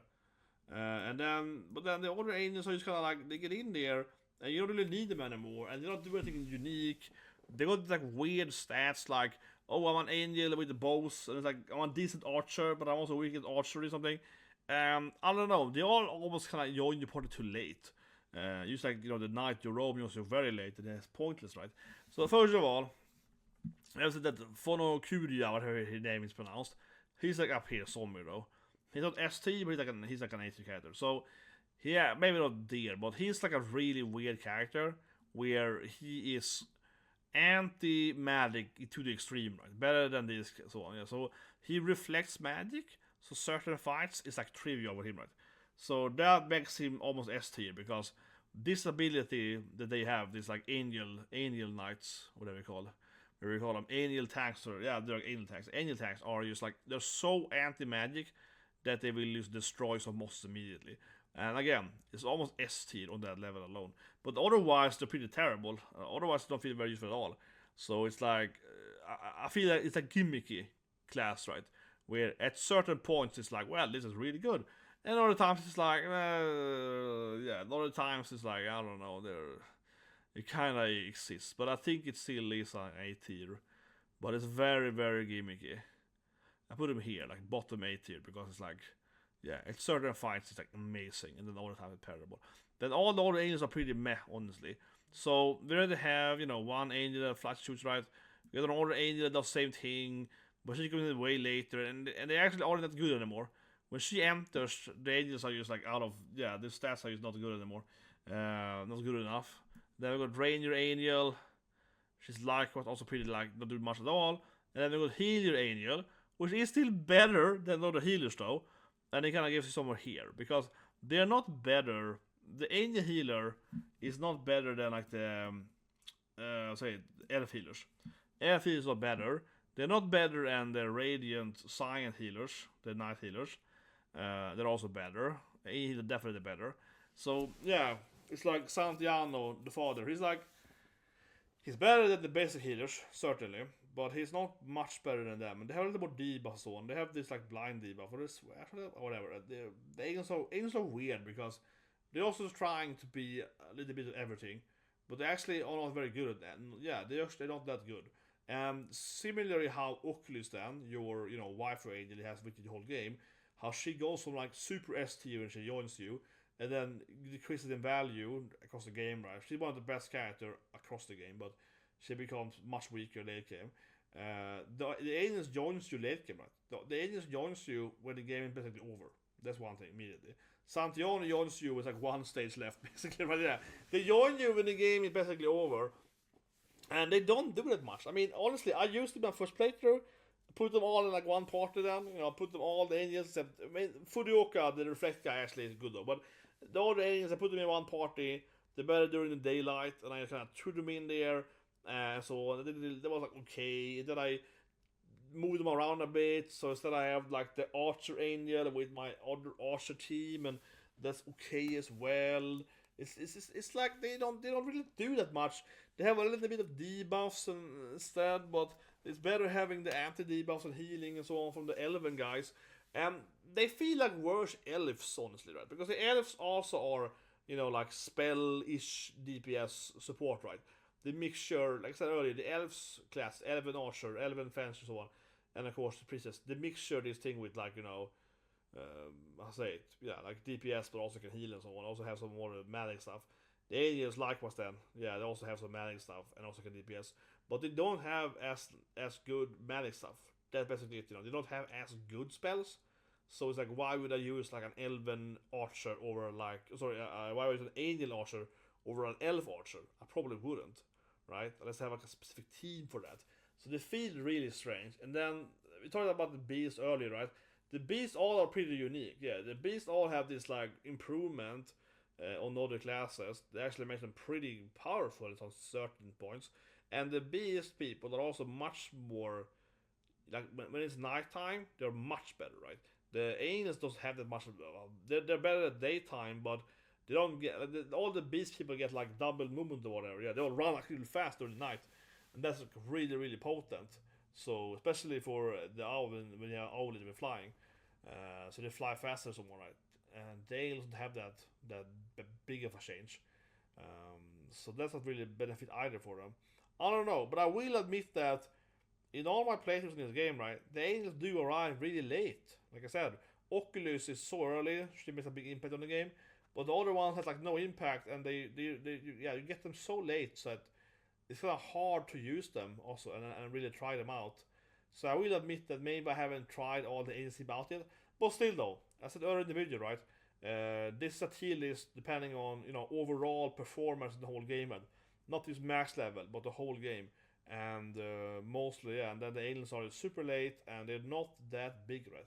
So for example, to be like S tier and be late, you have to be like Amalia, a big waifu. You have to be a character that actually does a lot, right? And I think that, for example, for Kodiaran, the Angel Tank guy, and that class general, Feather Shield, they at least are, like I said, right, they have this really gimmicky thing to reflect spells. So even if they arrive really late, the impact overall is low, they still counter certain fights incredibly good, right? They're incredibly strong in certain fights. Like they're the best class against a few other classes, right? They're hard countering some stuff. So even if they arrive late, they have a massive use stretch for certain moments, right? But again, it's gimmicky, but it certainly is a huge moment. But there's no moment for like Angel Archer to be useful, right? I mean, sure, you can use as a Gryphon, but the point, there's no fight where you're like, oh, here I need an Angel Archer. I can have an Elf Archer, I can have a Human Archer, I can have a Snow Archer. I never need to be like bringing in that Angel Archer chick. Now, finally, that doesn't happen in the game. There is no point in the game where I'm just like, oh yeah, you know what? When I need an Angel, nah, the only team maybe this guy sometimes. So yeah, Alien's pretty bad. Now lastly, but also not last at all, the giant waifu. Is she S tier? Is she trash tier? No, of course she's S tier. The waifus are all pretty good. But seriously, the game clearly has all the unique classes of the waifus. I mean, obviously, the game has, seriously. Amalia, she's the giant Colosseum lady. For one thing, you can recruit her way earlier than her level, right? If you really cheese it. But even without cheesing it, you can still do it at like level 30 or so without trying to be super cheesy, right? And that is 40 when you join her. So she actually does join you before a bunch of other characters if you do it correctly at Colosseum. And that she's really high level. So that immediately makes her like the best character when you get her. And she probably will be the highest level character if you keep using her. So that is definitely still an advantage, right, for a TD team, because yeah, you can get her like early late game, so to speak, right? But even if you get her like late game, she still has higher level than you are. In all of my tries, I get her like a level 30 something, so quite earlier than that was 10 levels lower than she is. So that gives her again the massive benefit of that. She's a unique character. She's both tanky and you got high DPS. And I think people see this pretty lower in ranks, but I think they misunderstand her point. She's basically is like, again, like Virginia and Ren, where she's a DPS character that can also block, basically, right? I think you have to play all of these 3 waifus, which are all the best characters too, the shield waifus. You should play them at DPS, yeah. I mean, seriously, this game is so waifu intense, man. It's like, I mean, honestly, this game is really, this waifu intense, man. This game is so waifu intense, right? Like, genuinely, the 3 best characters in the game are waifus. And seriously, Alain and Primm, because it was cute to have in the middle there, right? I think it was cute having Alain there in the middle, but we can just have Alain like here, basically. Somewhere here, yeah. It's like all the best characters in the game are the waifus. But I think that's on purpose, honestly, by the developer, because all the waifus, you know, over here, the top 5 female characters, they all have unique classes, unique shield maiden, unique dark maiden, unique gladiator maiden. Like basically all the female characters that are unique and have like an important role or whatever, they all have unique classes too, and they of course have the best classes. So it's a waifu game, yeah, 100% seriously. I had never seen it before. It's crazy. Like genuinely, in this game, all the ladies are the best classes because they also have the unique classes. There's no guys with unique, except the main character, of course, Alain, yeah. But, you know, the waifus have all the unique stuff, yeah. So he's the only guy with, you know, unique abilities, basically, for the men, right? It's kind of crazy. But seriously, especially the 3 top 10, the shield waifus, right? They all have really high DPS and really good abilities. And you don't have to think about them as tanks. They just happen to be very tanky and also do really high damage.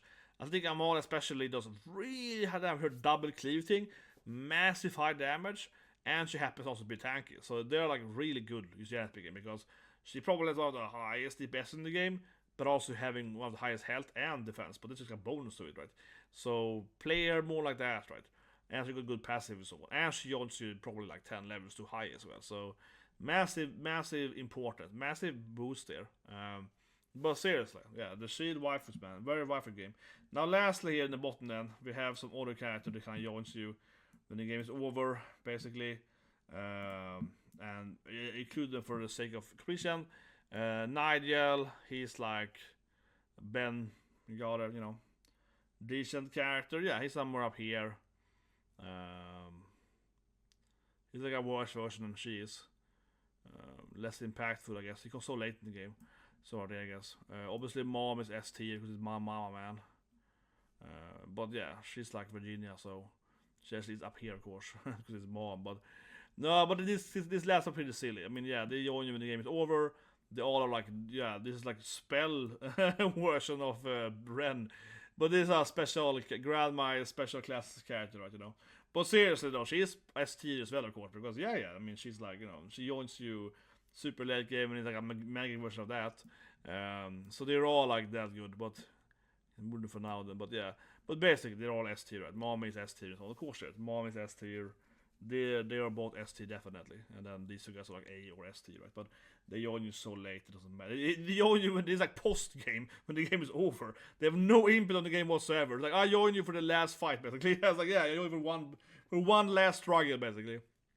But they're all good though, yeah, they're all good, but they have no impact on the game whatsoever. It's like, I join you for one last fight, basically. Okay, great. But otherwise, of course, she's basically just Virginia, same class, right? With no impact. But anyway, guys, that's the video, guys. Hope you guys liked it. What do you guys think? Do a quick summary, right? Absolute accurate tier list of Unicorn Overlord. Like I said, all the waifus are S tier. It's crazy. But it is because the game clearly, though, has made the romantic interest in the game, like mom and so on, have made them, you know, special, unique classes right now. So they're all much more powerful than the other classes. And no men in the game have a unique class. So yeah, the waifus are literally the best class in all of the waifus. Yeah, classes. Very, very good Virginia unique classes. And then you have like the Fox, very powerful, Druid powerful, Vivi Knight powerful, right? And so on, he is powerful. And in the middle, the Knight combo is so powerful. It's A tier, it's very, very strong. The elves are actually pretty good. The elves are pretty good. Evan Asher, Evan Fancher, pretty good. B tier is like this kind of mid thing. It kind of has some good to it. Vivers are pretty good sometimes. For a while, right? The tanks are pretty good. Arch pretty good. Swordbats are pretty good sometimes. and then you get basically trash. I mean, honestly, all the basic healers are not good healers. All the healers are better. It's a big thing, right? The anti-armor people, the girls, are terrible. They're absolute trash tier because you can use magic set or whatever. And even worse, the gladiator and then the soldier, the Chloe, Lex are goddamn trash tier. Yeah, these are so trash tier. Accurate list. No, they're so terrible. I'm like, oh my god, they're so terrible. Like, bench them immediately. Bench them immediately. Worst tank in the game. Oh, I heal. I immediately get crushed. These like Jeremy and Jerome. I like the same name too. Like, Jesus Christ, man. Trash tier, man. Like, they're all trash tier. And the only reason you have these healers is because you don't have all the because they're the first healer to get, right. As soon as you get the radiant healers, they're much better. The elf healers are much better. Like, as soon as you get the better healers, and then the launch next. Oh my god, the launch net, guys. Why do they have a shield for? Why aren't a Zweihander for? Why don't they have a double sword set for? Why do they get defense points for? It doesn't make any sense. This class is made for DPS. Then you just get like, then they get just more damage. It doesn't make any sense. They should get more damage than terribly designed class. They went from like, probably like second highest DPS class to like, oh, I get only defense points, and that's pretty pointless, right? And honestly, lastly, I said earlier, but I said it again, I think it's important thing to understand when you look at this kind of games, right? And almost always in these kind of games, extremity is better, right? You know, being extremely good at something is almost always better, right? So if we go back to this again, right? The launch net is a perfect example of a bad class in the game, because they are very DPS focused, and then they be turned into a half DPS, half tank, right? Which just means you're pretty meh. You Sword Master only DPS, that's better because you do more damage, right? But even more so, like the Great Knight, which is incredibly high DPS, that is even better. Yes, they are not as tanky, but you know, they do way more DPS, right? That's also be more useful. That being said, though, honestly, Launchers are so bad, they're probably worse tanks than Knights as well for that matter, right? But it's kind of like that. You much rather have really high defense, like the Legionnaire that has like high defense points, or like the Bear has massive defense points, right? Or like the Fox, massive evasion. You'd rather have that than having the Gryphon that has somewhat high evasion, somewhat high, you know, it's better having 100% evasion, right? And that's kind of where some of the classes, they kind of fall down in value, because it's like, well, I'm 5 out of 10 attack, 5 out of 10 defense, that's pretty terrible. It's better being 10-0. It's much better being extremely offensive or extremely defensive, and of course defensive might be high defense or high evasion, right? It's much better having insanely high evasion than having very low damage. It's much better because you can tank for your team, right? So it's much better doing that. And especially in this kind of game where you have like a 5-man formation per party, right? So being like 100% evasion tank, it's so much better than having like some evasion and some damage. It's just way worse. And like with that, if you only have attack points, that's better because you can stand behind the tank, right? So this character are kind of half-assed. They are somewhat tanky, somewhat defensive. Yeah, they're not very good. They're very hard to use them. They're not very good at all. But like I said, in my opinion, the best team for launching though, still makes them somewhat useful, is the Virginia team. Virginia gives everyone better shielding, better like guard thing, right? And then you have no healer, like 5 DPS that all have like, you know, like Virginia, Viking, Aubin, then the 2 launch next, and then you have like the Overlord is Liza, right? So you have like 5 people with tank and shields, but they don't actually have any like defensive items on them. They only have offensive accessories, right? And no one's healing, and they just block everything instead. And they can still usually actually win because, yes, they take some damage, right? But they all reduce the damage, and then you still try to use max DPS with them. So that actually kind of works. So the last are pointless, but you have to put them in the correct team and all. You have to think about it. You know, you have to protect them for their own good. Yeah, you have to build it around them. You know, you have to build it around them. But honestly, you can just remove them. I just try to make it work, and it does work even in the last fight with them. But you have to like make it work with them. Oh god, get angry thinking about it. But anyway, guys, I'm glad you subscribe, like button, and we're gonna talk about Succorans follow eventually, right? Of course, I also played Stellar Blade first though. Yeah, I probably played Stellar Blade more so. Like I said, for this game here, right? It's a Switch game, so because I played on Switch, same thing with Elysium Heroes.